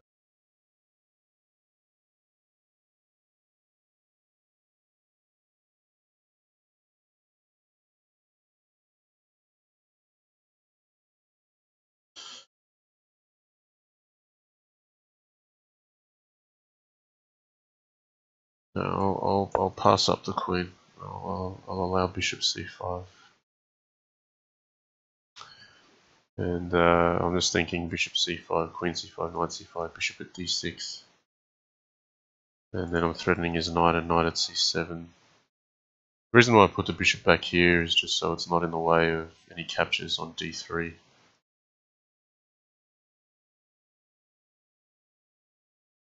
So it looks like he's considering not playing bishop c5. Maybe he's thinking about c5 actually, not allowing this.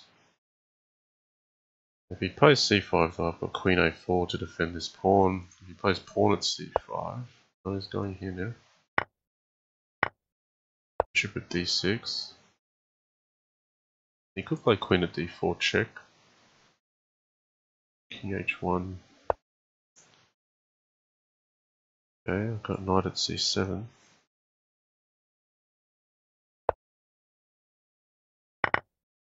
So I'm happy I've got a piece for a pawn.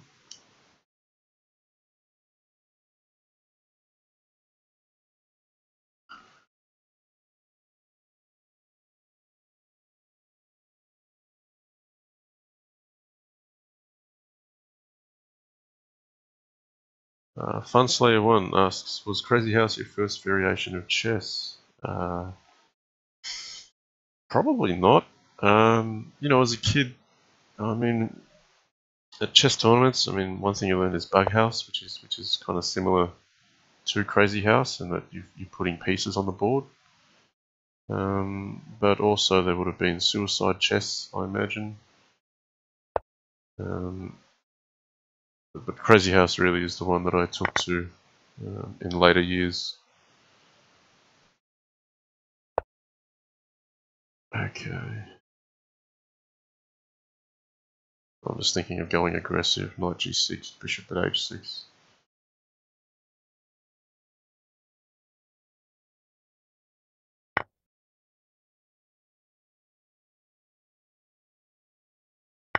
It's a very primitive but effective attack. So knight at f5 is also fine here. If he ever plays queen at e1 check, I've got queen at f1 to trade the queens back. So I'm not concerned about what's going on around my king. Okay, so let's get in. Okay, he's going to defend tenaciously, I expect.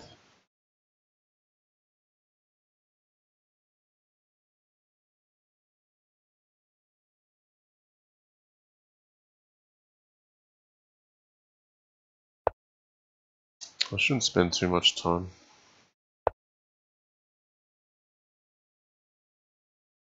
I just want to hit this knight that's defending g7. And I've got to look out for how he can enter dark squares here. You've got to keep your eye on both kings here. So here's bishop at c5. That's an accurate move. He's making me defend for a move here. That's not ideal. Yeah, that's the move that I probably missed. Bishop e3 is an interesting move here. I basically am opening up this for cover. If he takes here, I take the knight, and then after he catches the rook, I might just step in away from here. Knight at g3 takes, rook h2 takes. I don't think he's got enough coverage on diagonal squares to get me. He's got to sack a lot of things to get the checks going. So I've got a mate threat here. I've got bishop e6. So yeah, bishop e3 making things interesting. Knight at g3 takes, rook at h2 takes, bishop g3 takes. You would have two pawns, a bishop and a queen in hand. Can he make a mating net out of that? That's the question. With the pawn at f4, king f4. King runs if queen at h4, if queen at d4. Well, he's going for it, but I've got to take all the pieces. I've got no other play. Pawn h4 could be dangerous. Then queen h5, king g3, bishop at h4, king h2. I think I'm surviving this. Or if I can even just run here. Let's see if that's simpler. No, bishop at g3 looks too dangerous. But the capture, no, he's got queen at h2 check. Bishop at g3, king g. Oh, no, that's too dangerous. So I actually need to run this way. I think he might have just enough to mate me. That's really unfortunate.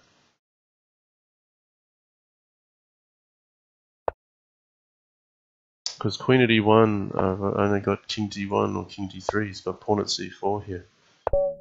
Knight c5. Yeah. I don't know if I missed the defense there. I don't know if king f4 got away, but pawn at h4. He sealed the deal. I didn't think he had enough, but he found it. The trick there was that pawn h4, king h4, then queen at h2 was critical. So nice attacking there from Yasser. Really impressive.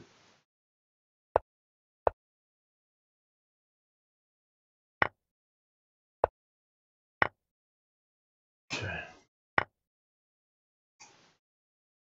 I thought my bishop e3 move might have saved me, but not to be.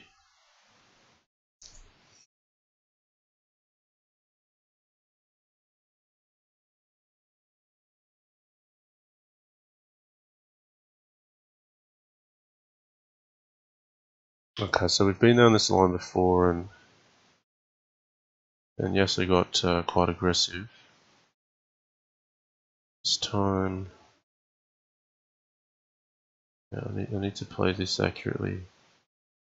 Bishop at g4, or maybe it's just wise just to bring the king back. So rook at h8 check takes, knight f7 takes. That's okay. Starts with e5, knight e8 check take. I'm going to play a safety card here and play king g8.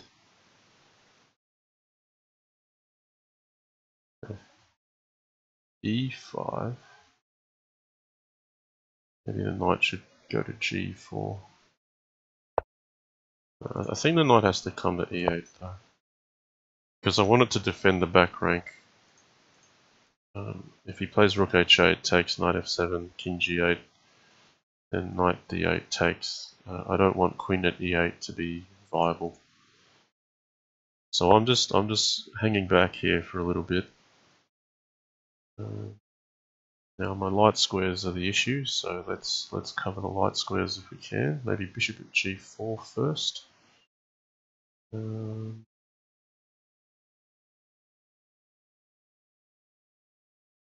I can just play bishop at g6, but it's a little bit passive. Bishop at g4 first. I just want to make him play f3 so he blocks his own queen off. And then I'll consolidate back here.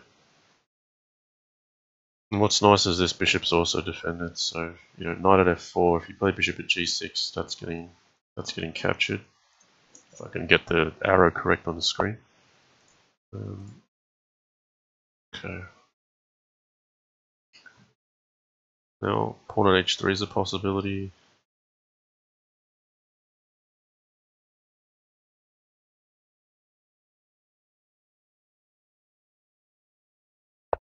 Yeah, got to get something of my own going.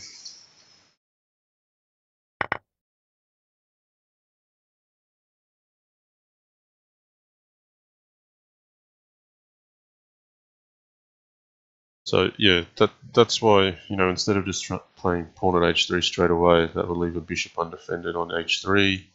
It would have left this queen still open. So okay, he's said, well, you're gonna have to repeat moves.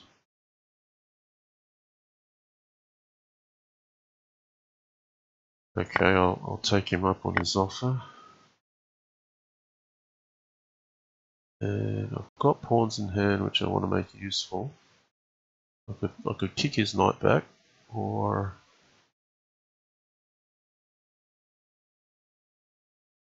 try to play for something more.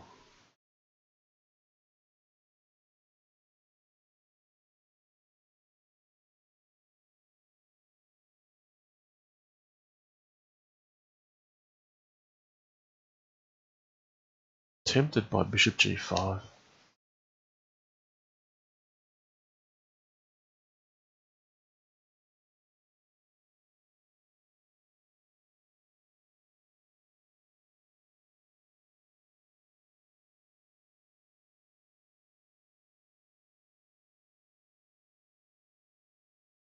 Okay, bishop g5. I don't mind a bishop for h3, but also this bishop is defending e3. So that's why I'm staring it down.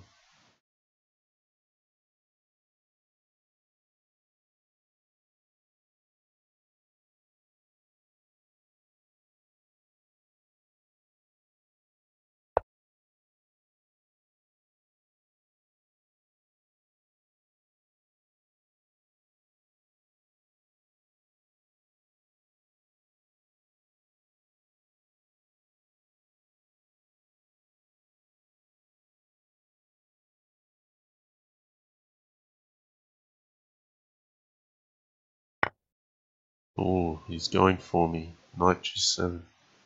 That wasn't expected. Okay, let's see what he's got planned. Maybe he's going to take here first, no?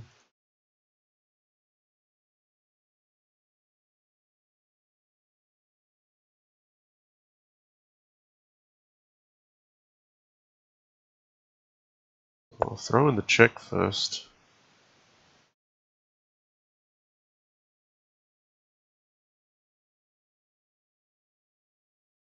Here's a situation where I think if I start backing down and defending, I'm probably worse off. So I want to try to continue attacking in some fashion.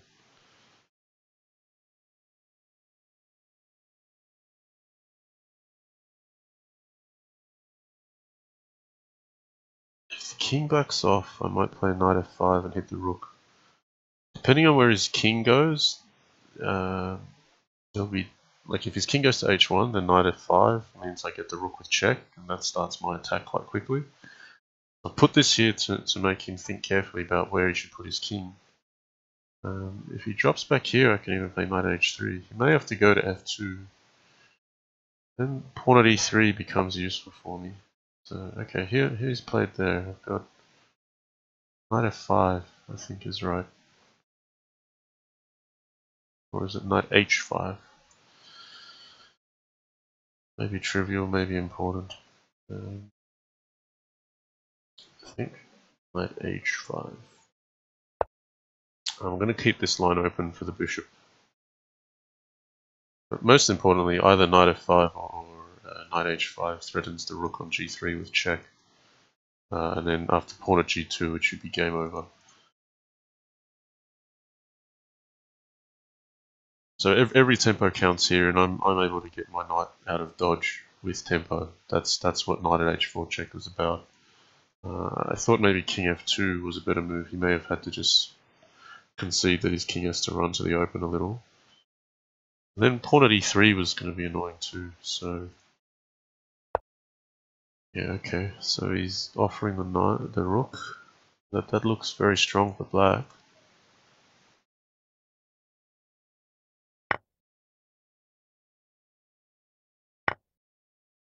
So I'm not getting mated back at home. I'm just happy to take the queen here.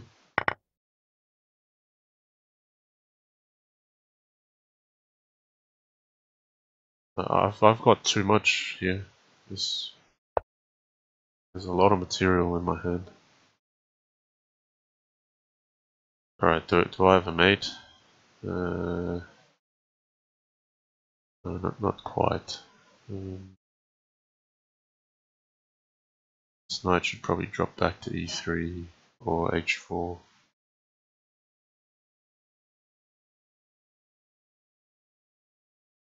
Or even queen d4 is a dangerous move. Yeah, let's go queen d4. It's diagonal.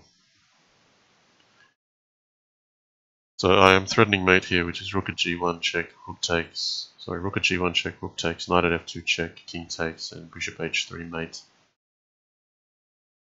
That's mate in 3. And the material was too much anyway. I think he messed up that attack. Okay, I'll have a go of d4 this time. So yeah, for those of you keeping track of the score, we've started with I believe it was 13-7, so I'm currently up 6-4.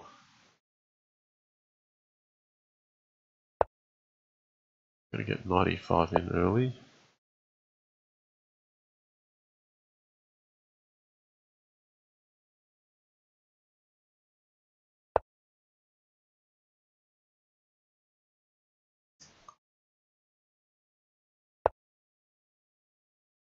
Alright, I've got some crazy tactics here.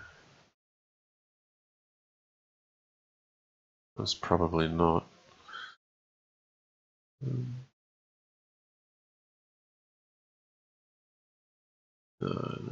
Just bring this back.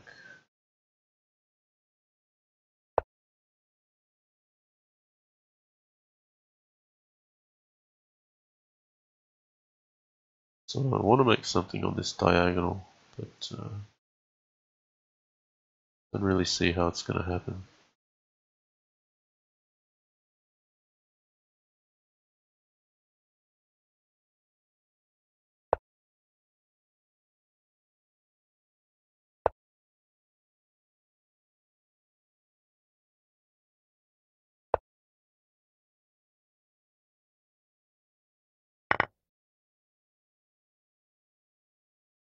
So bishop at h5, I've got knight f6 check, picking up a pawn. A pawn on a bishop for a knight, to be precise.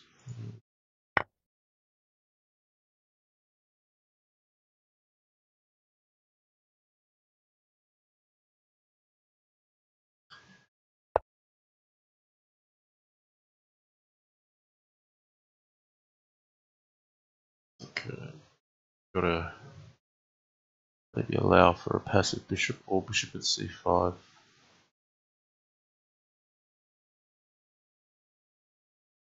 I think bishop at e3 is okay. We cover both these.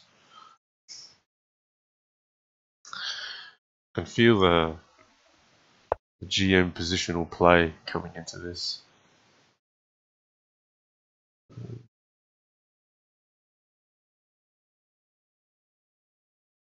Yeah, now bishop at h5, I'm going to go probably bishop at f3. Could also play h3. But I think that's too weakening on the dark squares. Bishop at f3 just defends the knight and also renews the knight f6 threat.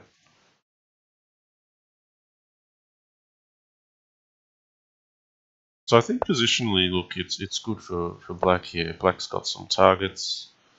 Black doesn't really have many weaknesses. This e6 pawn is something potential in future. But okay, he's got me here, hasn't he? So We'll go here.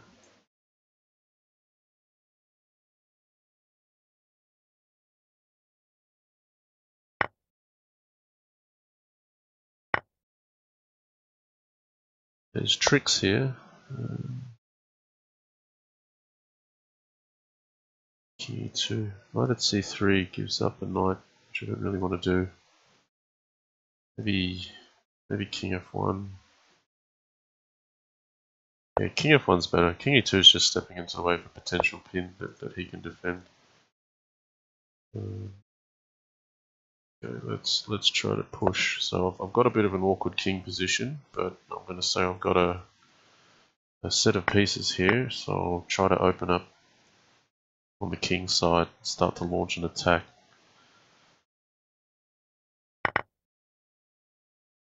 So knight at h6 is something in the future. Okay, here's where I need to try to prise open the position carefully.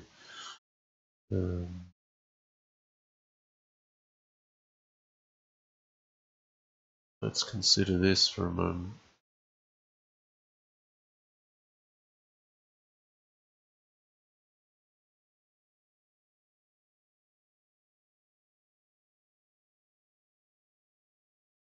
Okay, alright, queen e6, pawn e7.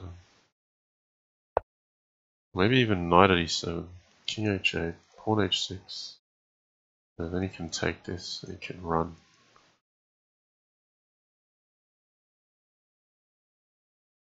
Or maybe it's knight at e7 and king here, queen f6, take. Oh, yes, that's the way. Knight at e7, very accurate.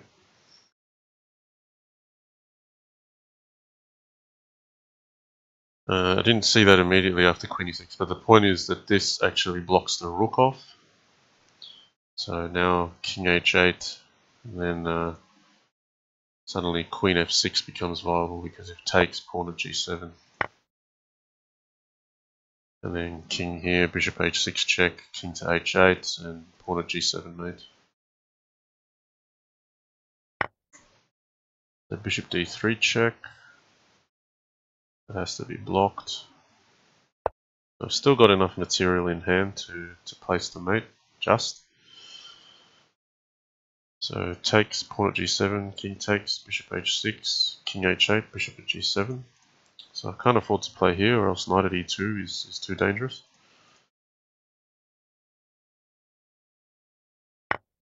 Okay, so let's take this, or else he grabs the knight on g4.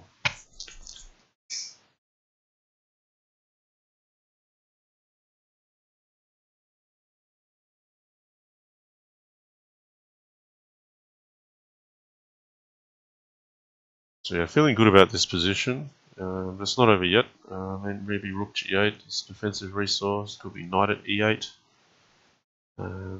There's still some work to do here. His bishop is also defending the queen, so knight at e8 doesn't allow knight g6. The queen is covered. I think knight at e8 could be right.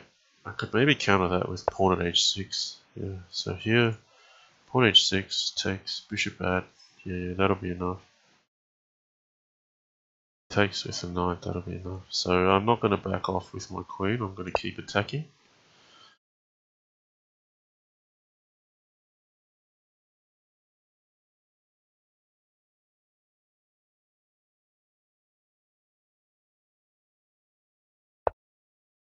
Okay, so now this rook is on offer. And I can also just grab f7, that's pretty solid.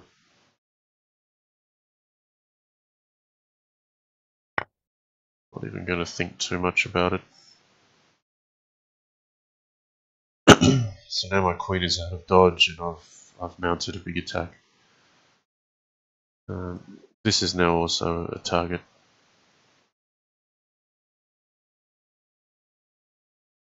Alternatively, maybe I could have taken g7 and just repeated on h6. Maybe that's actually a little bit more direct.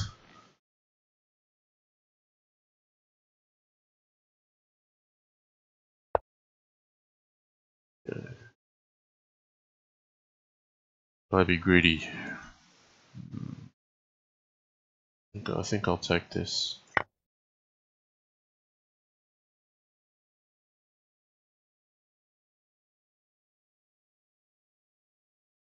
If I back off, he can play pawn e2, and then if he gets a queen in hand, it becomes a bit tricky.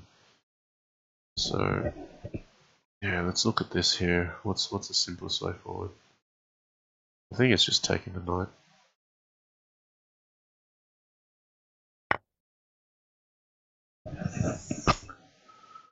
We'll have some kind of nasty finish with knight at g6 here.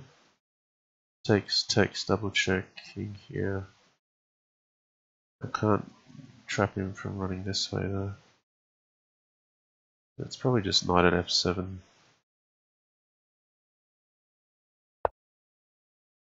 Just pick up the material. If he starts checking me, I'll back off. If knight at c5, I don't want to take it because then he gets knight at e5 check and he gets to make his king safe. At the moment, I'm just threatening to take on g7 twice and then use the other queen and the rook in hand to finish the job. So yeah, might not be finding the most direct path to mate, but should have enough material advantage.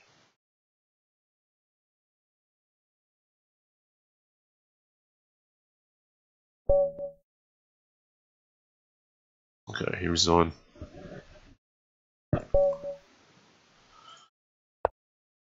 Okay, stick with e4, e5. It's opening serving me well at the moment.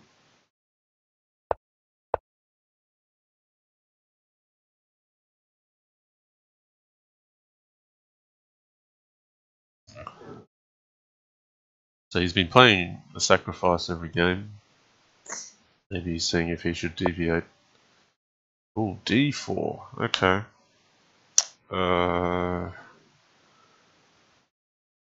What's going on here? I take e5.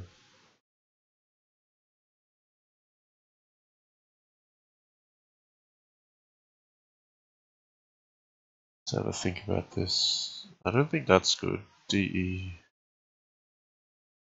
No, we'll take this one. Expecting e5. Then could possibly play d5. Oh, he's not gone that way though. Not going to opt to go knight e5 or knight d4.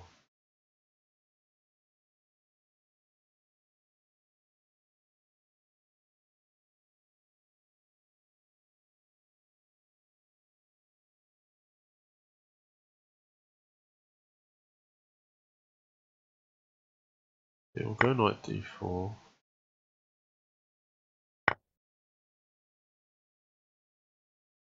I'll play d5. He can't take with the bishop because of knight at e2. I expect him to take with this pawn. And the idea of that is just to put his white pawn here. Block bishop takes f7, where I'd have to play king takes knight at g5, and then he gets to cover this square. Although that doesn't even really work. Yeah, it doesn't work now because I have no pawn here. That's why. So I gain an attacker here. So this is a one pawn gambit, but he can't take here because of knight at f3 check.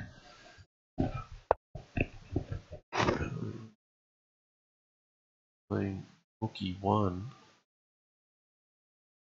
Anything going on here? I don't think so. I'll take this. Knight at f3 is a threat. He has to cover now.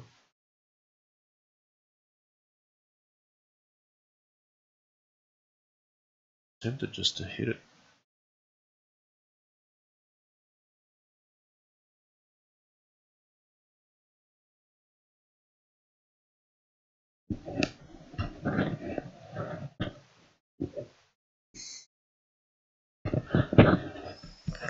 Sorry, I was having to adjust my headpiece a little bit. It's giving my right ear some trouble. So what if I just play h6 though?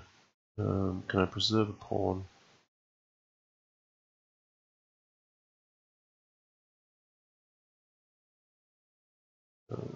I think I'll go about it that way.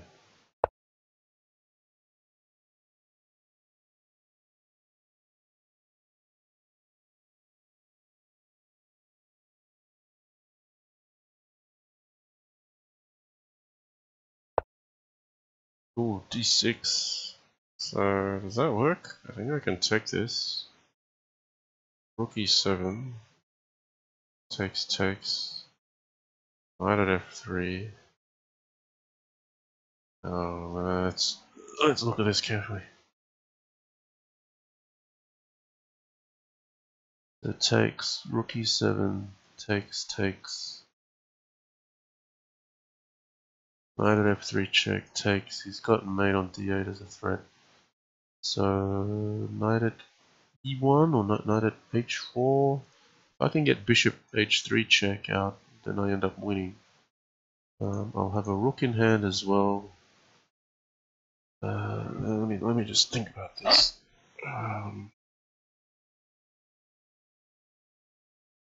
Or am I missing something more obvious, like rook h1, rook h2, knight at g1,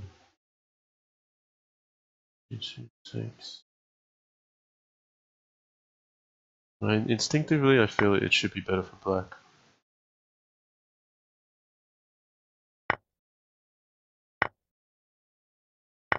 Okay, no, knight at f3 takes. Knight at e1, yeah, this is better for black. So, knight at e1, or knight at h4. Knight at h4 just wins on the spot, doesn't it? I got rook at e1. If king g3, rook at g2, mates, this is relatively simple.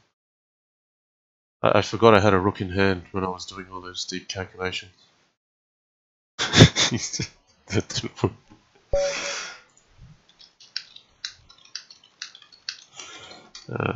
I think he thought the threat on d8 was maybe too big. Okay, let's go for this again. e5.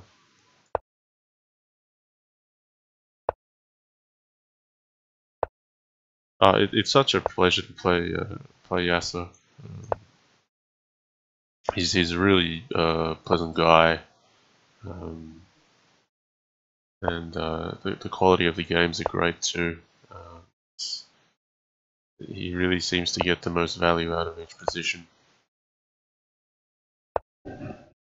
Okay, we're going down this business again. I feel like his knight does a grand tour of the world, and spending 4 moves on your knight in the opening just to get it to d7 can't be the best investment of time from black.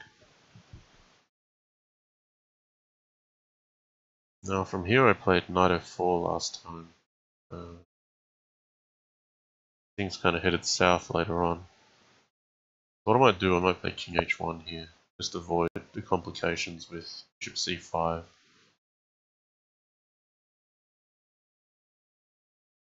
And I'll just claim I've got a space advantage.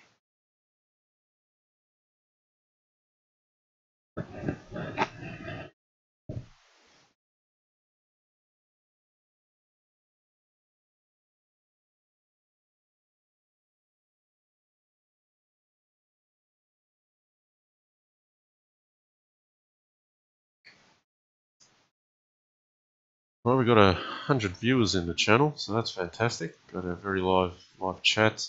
For those of you just joining, this is a rematch I'm having with Yasser. We played 20 games last week. So far we've played, I believe, 12 games. I'm up 8 games to 4 tonight. We started at 13 to 7. Yeah, so what am I thinking from here? I'm thinking I've got space advantage. Happy to develop slowly. Oh, here we go. So he's gonna. I don't think he likes that he's not active here. Playing for knight e5 now. But I should just let this go. Should just develop this bishop, defend this one, because the knight on b5 is going to be very powerful. And if he doesn't capture the bishop here, I can just retreat it and claim I've got a piece for a pawn. So I haven't had to think too much about this one. And look, my king has already moved to h1, so there's no queen b6 or bishop c5 to be concerned about.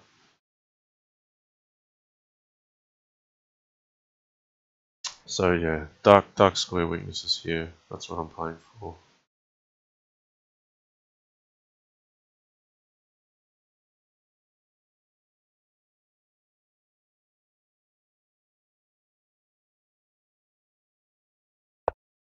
Okay, bishop at b6. I should just go for him here. Straightforward. b7 is hanging as well. And pawn at h6 even here is very strong.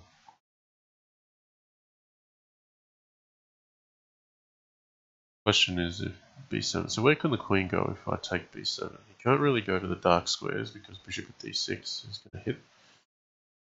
He comes out here. I should just bishop at g3. That's good coverage.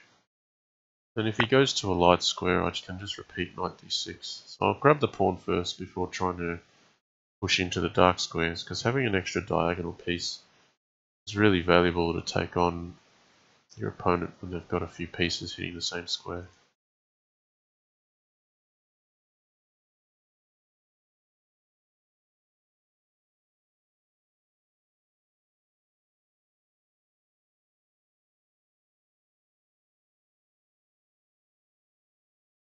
So yeah, in terms of general strategy from here, I mean, I've got material advantage, I've got a king safety advantage. In principle, the way I'd like to play from here is just keep playing in a way that I keep my opponent's king less safe than my own. He might be trying some queen c5 trickery. It doesn't really work, this queen g1 stuff, because I've got knight g1 covering it, so the smothered mate isn't on. I'm just going to proceed with hitting his dark squares. I could have, of course, played bishop at d4 first and really take away any counter-attack or counterplay that he has.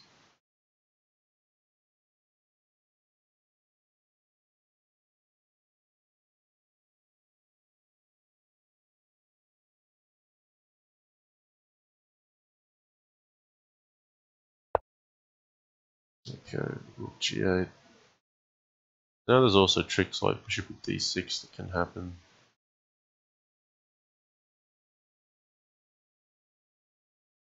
Yeah, I mean even taking this is fairly simple, fairly straightforward. Oh, he's taking with the king. H6, king back, pawn g7, takes, pawn f6. Yeah, so look, I'll just play the strategic card. Bishop at d4 is just really going to say goodnight to any potential initiative.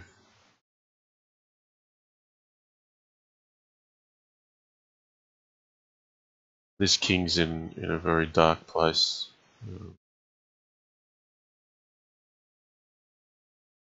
I'm achieving what I want to, where I say strategically I just want to keep my king safer than his.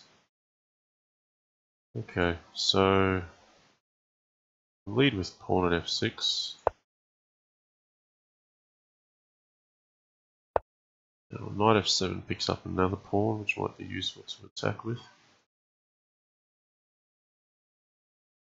But at this stage, yeah, we'll place another pawn here.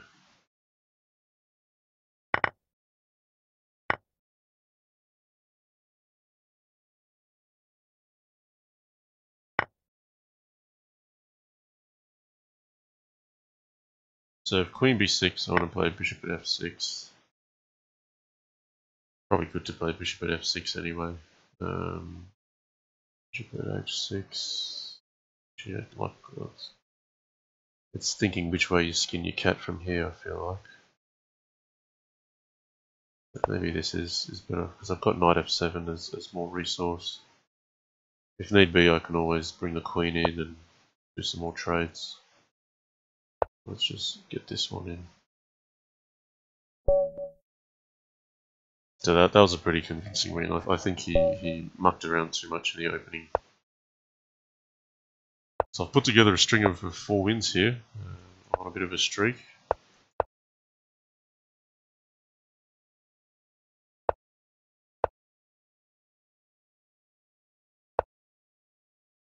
Okay, so finally he's opted for a more passive option. Went for some of the aggressive options, and they're fine. I think they're just some quite sharp openings, and I probably have a little bit of opening knowledge standing behind me. That's what's helping me out.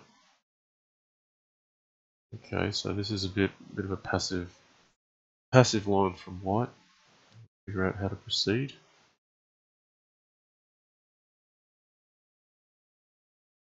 So we'll go with knight a5. This bishop's going to run back to c2.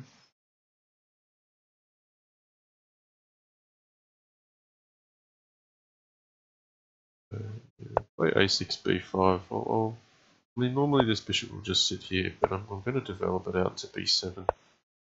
And that prevents d4, because knight takes e4 is possible.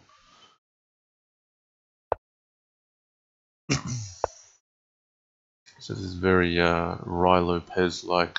You can see the setup he's gone for straight away. Now this knight's going to jump this way, so if I can crack the position open faster, I would prefer to do it, rather than let him play too solid.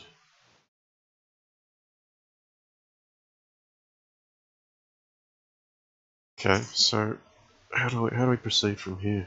What do we do here? I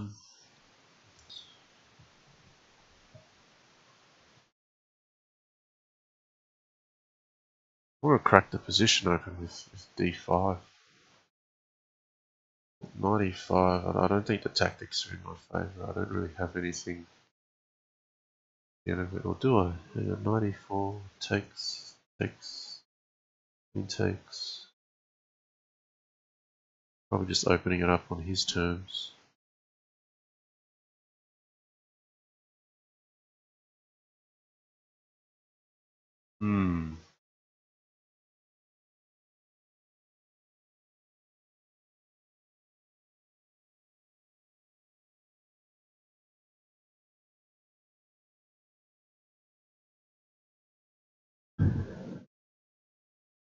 Maybe it's c4. Maybe I have to underline it through d3.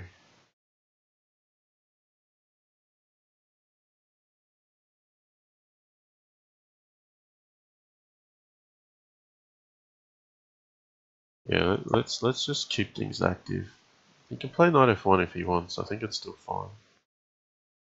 It might even be good for me to just switch it up with a pawn on f4, try to control some squares. I'm going to do that before his knight gets to g3.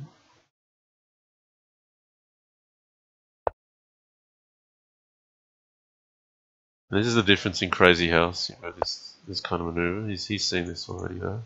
And I've got knight h5. He might take here.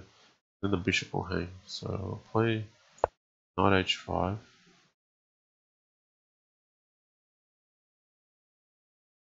So I was just saying this tactic doesn't quite work. So I'm trying to now get this queen out to b6, this bishop to h4 at some stage later on. And we're just playing on dark squares.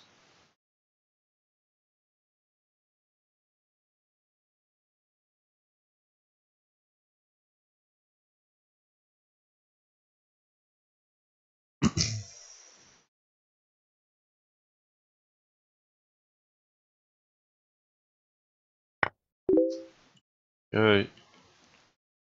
Should I take with the knight or just recapture here? He's got pawn at g4, pawn at g3, capture, takes. I have a pawn in hand. And then bishop h4. Or we can just take with the knight.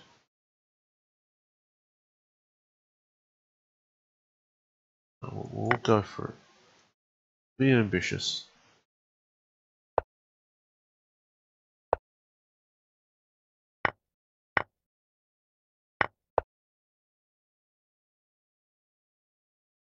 Okay, so I've sacrificed a piece for a pawn here to try to get compensation on dark squares. Nothing concrete yet. He can even block on g3. Even run to e2. Looking for practical play here. If he plays king e2, I'll play d5. Really try to switch up onto the light squares and open up the position. He has blocked. Taking with the bishop is preferable. A minor point, but okay.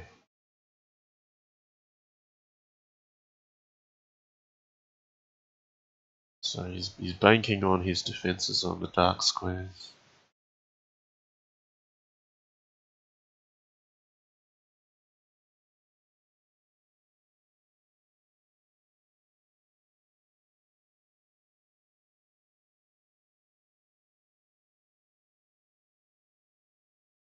Right, so put this knight here to hit these. I actually can't just destroy this king, it's too hard, so I need to chase some material.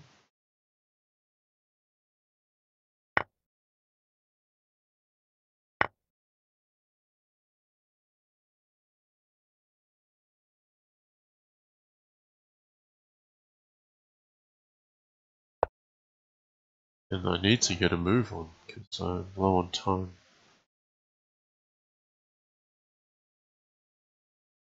I'm not going to check this king just yet, I actually want to leave it in the open. I've got pawns in hand, I think this is a good use of them to reduce the fire here, make a threat here. Rook e8 is also naturally going to hit this. But leaving the king here means I don't have to play my checks all at once. Let's see where this goes. Knight at f5.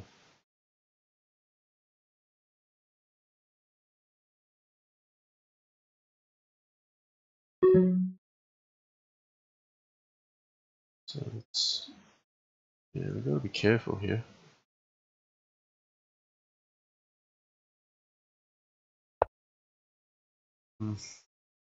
Don't really like this. Bishop f8 is really dangerous. I'm even considering sacking my queen against that move.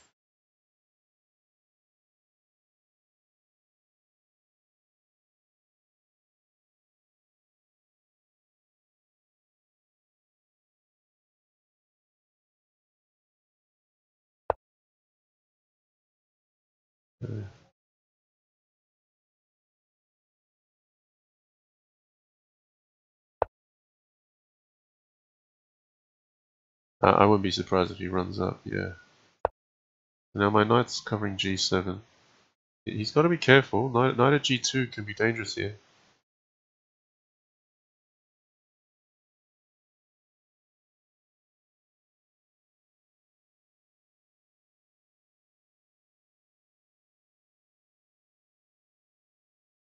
I may have some kind of queen f5 tricks up my sleeve. I don't really see it working just yet, but it's close. Yeah, queen f5 works. Takes knight at g2, king g4, g takes. So he's covered knight at g2 there. And now the bishop is also something dangerous, so let's go grab a bishop.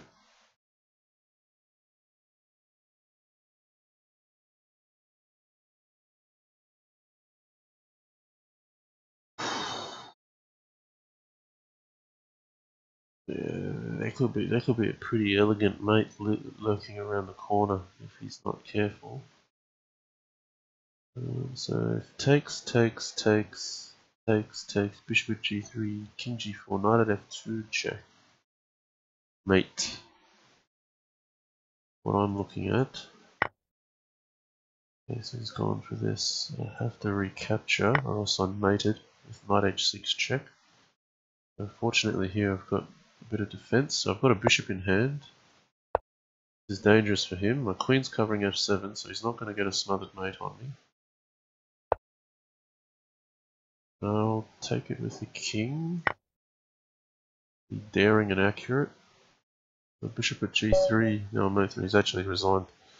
Yeah, he blew that one actually. I think he should have. Yeah.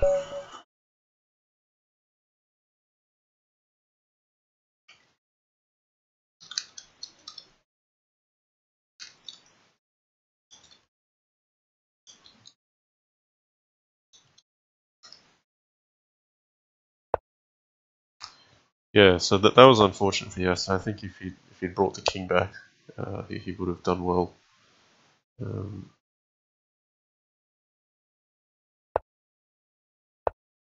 He doesn't sound too happy with that last one.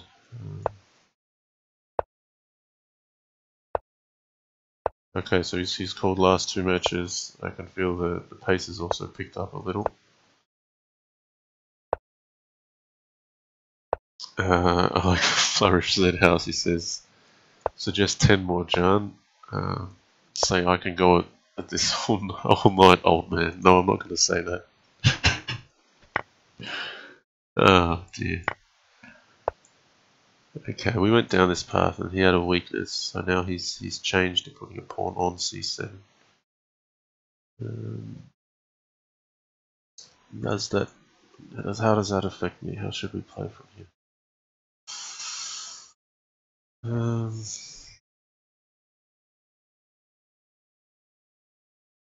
Yeah, I still feel that's a good line to follow. So he's now got the pawn on c7 already, which makes the weakness not as prominent. So that's probably an improvement here. But now I can go grabbing this, pawn at d6. I don't think it's good for white though. I'm looking at takes, pawn at d6, queen c8, knight at c7, check, king g8, takes. I'm short of a pawn. I prefer to have one more pawn if I go down there. Now bishop at c4.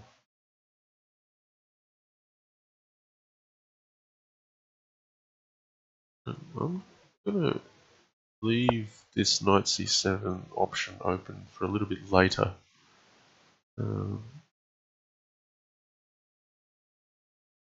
Not an issue if he takes the rook. I value a rook about the same as a minor piece in Crazyhouse.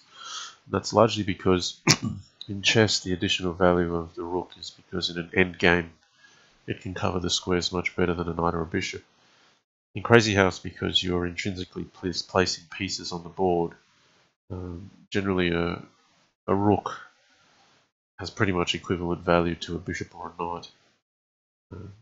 It all depends on which piece you need when to move in the way you need it.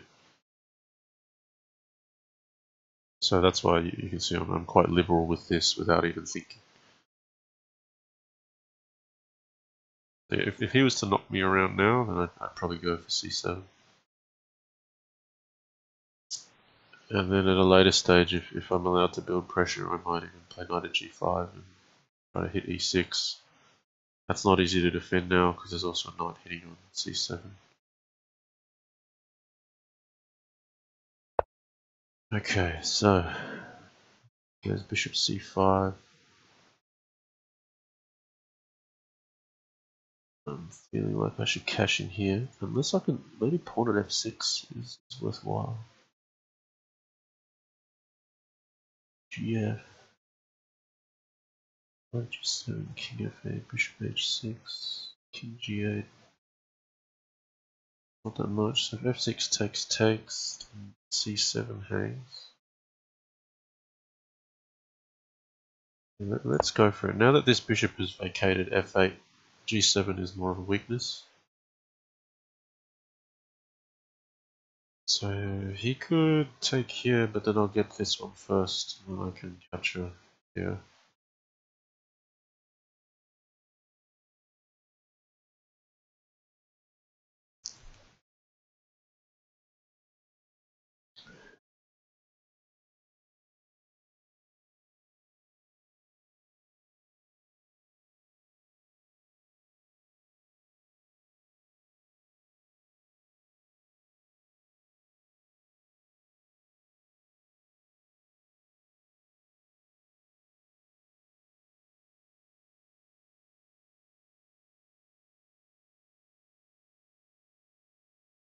Yeah, here I feel like white's holding the cards generally.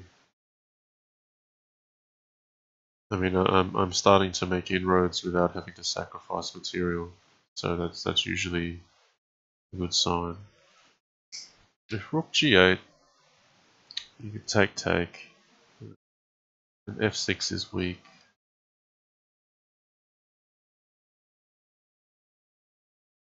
So yeah, I feel like, normally you'd just go straight for c7 and hack on these squares, but I've gone via a little bit uh, indirect path, hitting on this side, just utilizing the discovered threat here, which seems to have worked out quite well. So we'll see what Yasser comes up with.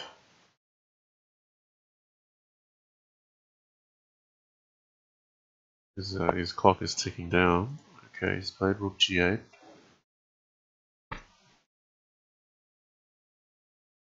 I think capturing is natural.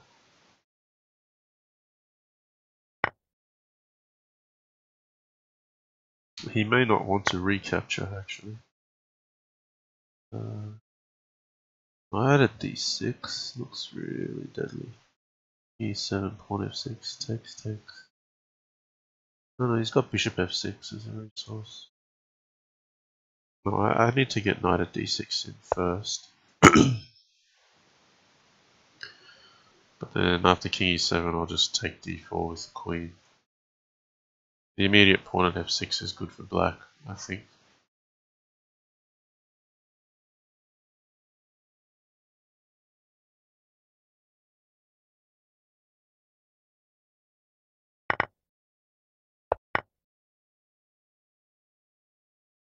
So again, if you evaluate this, I mean, white's king is very safe. Black's king is in some serious trouble here.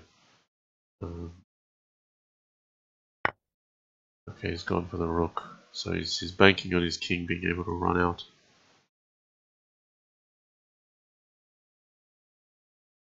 Now, do I have a crushing blow? Yeah, so let's see where this goes. I think knight at c5, very promising.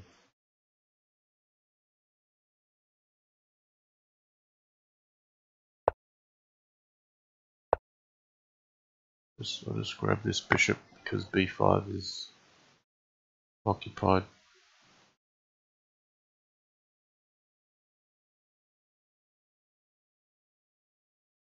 Occupied is probably not the right word. b5 is defended by this bishop.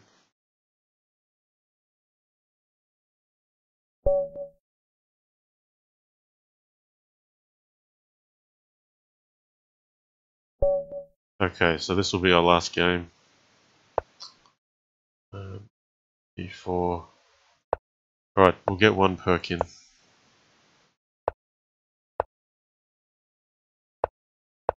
I had quite a few interesting games with this against Yasser.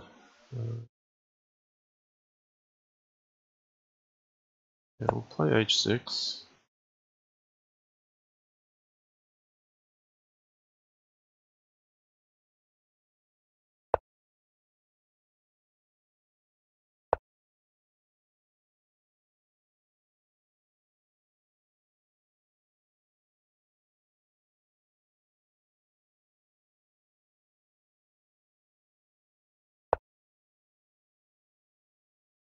Yeah, I want to break open with e5, but is it sound? 5 takes, pawn at g5. Oh, he can take here. This is very volatile. A move like e5 can make or break a game. I need to actually look at it. D takes, pawn at g5, takes, pawn at h6, takes, knight d5. Seems like white gets the initiative going down that way.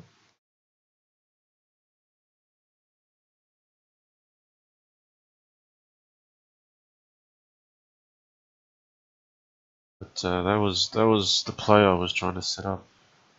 So what instead then? All right, we can curl up in a ball. This is actually an idea. You just bring the king to h8, the knight to g8.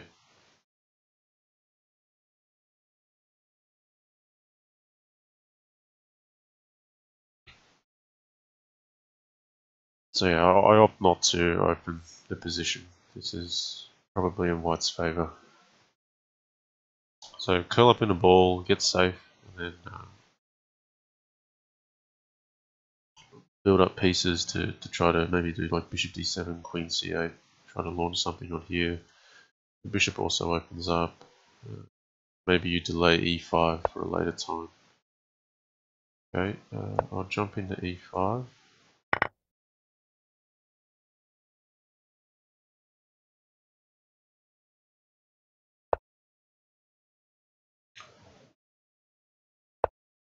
Right, so knight g8 to defend both pawns.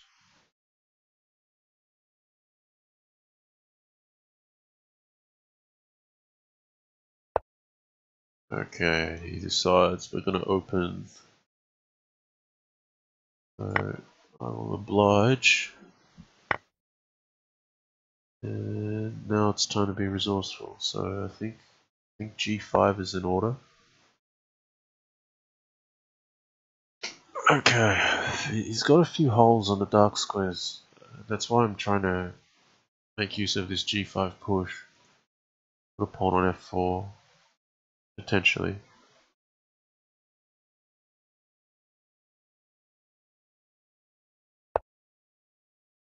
I don't know if he's just thinking of sacking the rook. That's actually not a bad idea.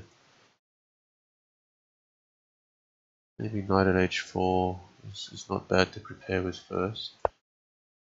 I may have some tricks coming on here if he leaves a rook in my hand.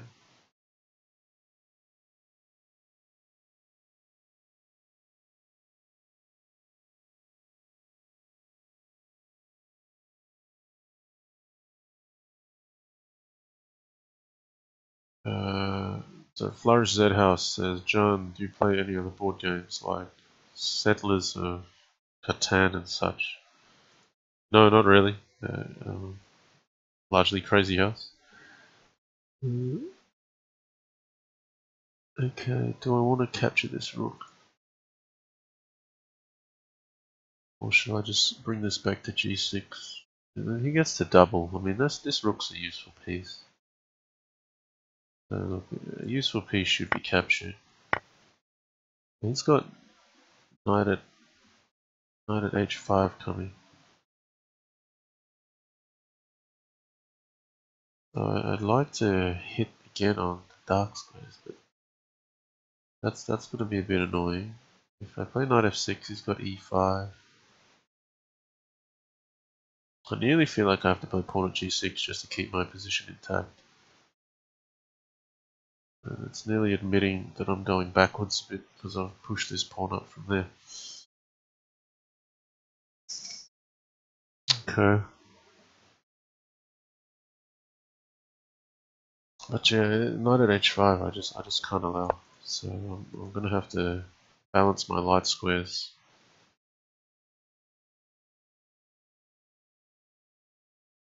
I'm really thinking what I can do with this piece. That's not really useful currently.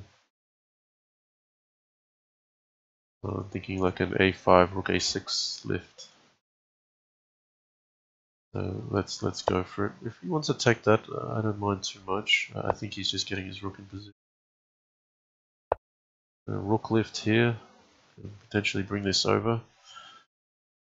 And it also importantly covers g6. So, okay, what's going on here? e5 played.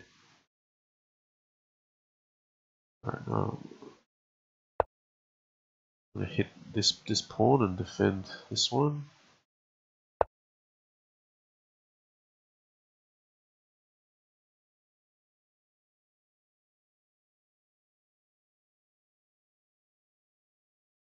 Playing the strategy cards. Can I gain from removing this? I need to get tactical here, or I'm going to end up worse. Alright, let's play.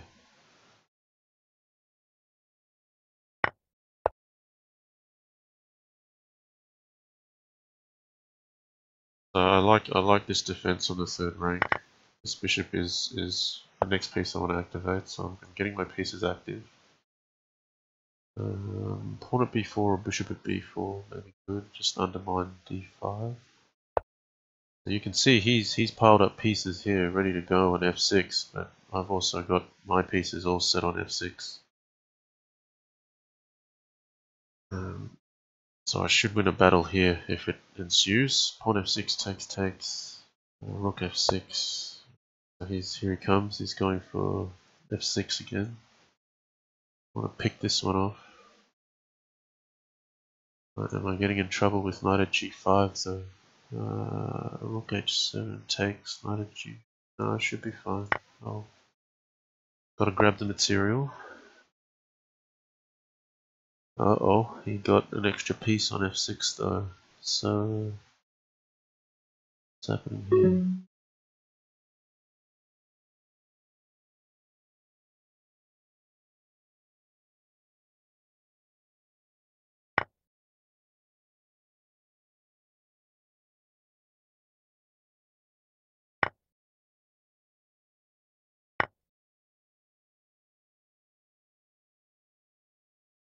Okay, my rook is coming to play now. All pieces of got.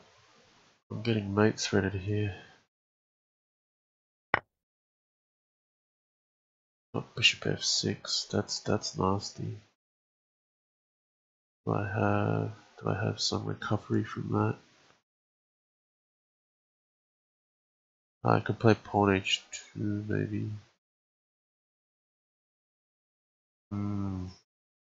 Don't like this. Bishop f6. Don't like it at all. He should play king h1, but if he takes it, I'll play queen h5 check.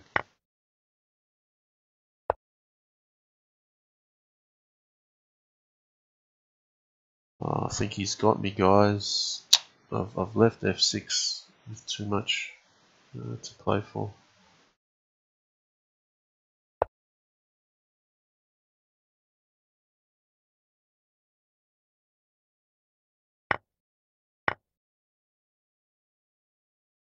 This is all pretty horrible.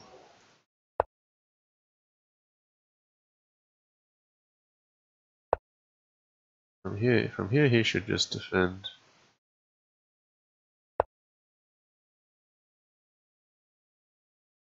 Just make sure I don't sneak in somewhere behind him. That's all he needs to look out for. He's got the material advantage. He's got this.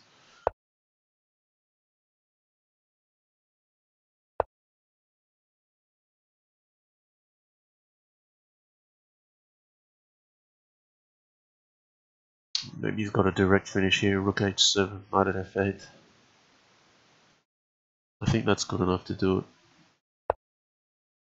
Going about it this way.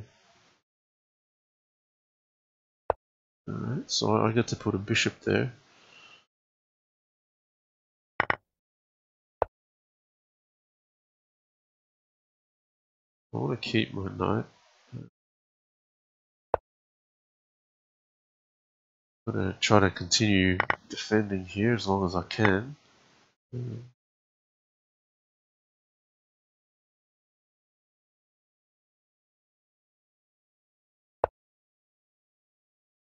But I'll eventually run out of pieces.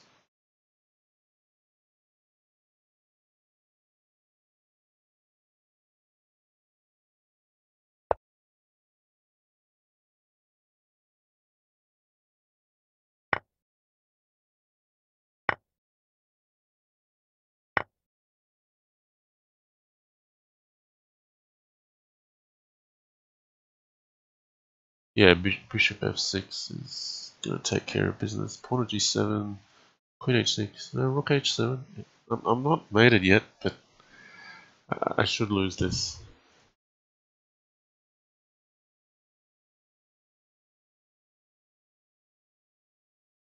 I'll make him play for the win.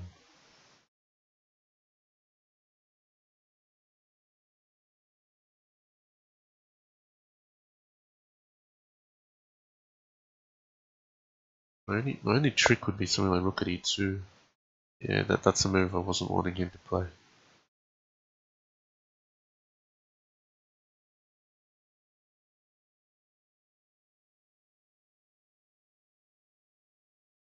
I don't really have an answer to that move. Let's knight at f1.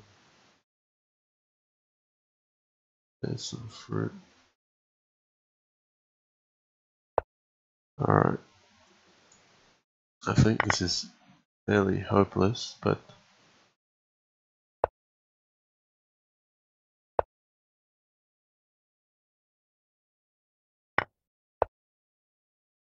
he can get me quite elegantly here with another queen.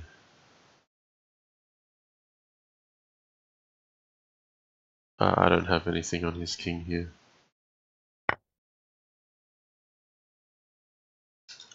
Alright, I'm going to resign on that note. Lovely, elegant position.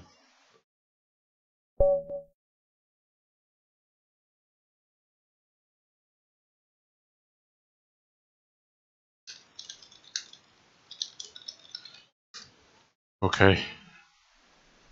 Wow. Okay. So yeah, that's another series done. What was the scoreline in the end? I think I got ahead 11-5. Um, yeah, he says lots of ups and downs. That's fair enough.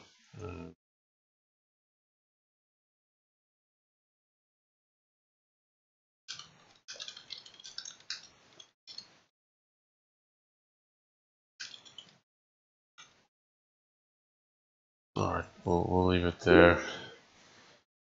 So yeah, I mean, I hope that was enjoyable again for the viewers. I like this finish here. I can't take queens. He's got me on g7 really bad. Yeah, I mean Yasser's a tough opponent. Fun to play against. I managed to get a streak going at one stage. There were a few missed opportunities here and there. So look, I'm gonna wrap up the stream at this time. I've gone nearly 3 hours. Yeah, looking forward to maybe a few of the candidates matches also wrapping up. There's I think 4 matches to go. There's a few. I think it's 12-teen, Master 10, Joanna, Blitz Bullet, ECAF. All still have matches to play. Yeah, hope you enjoyed the series. We might try to do some kind of dual commentary thing next time. See if I can set that up.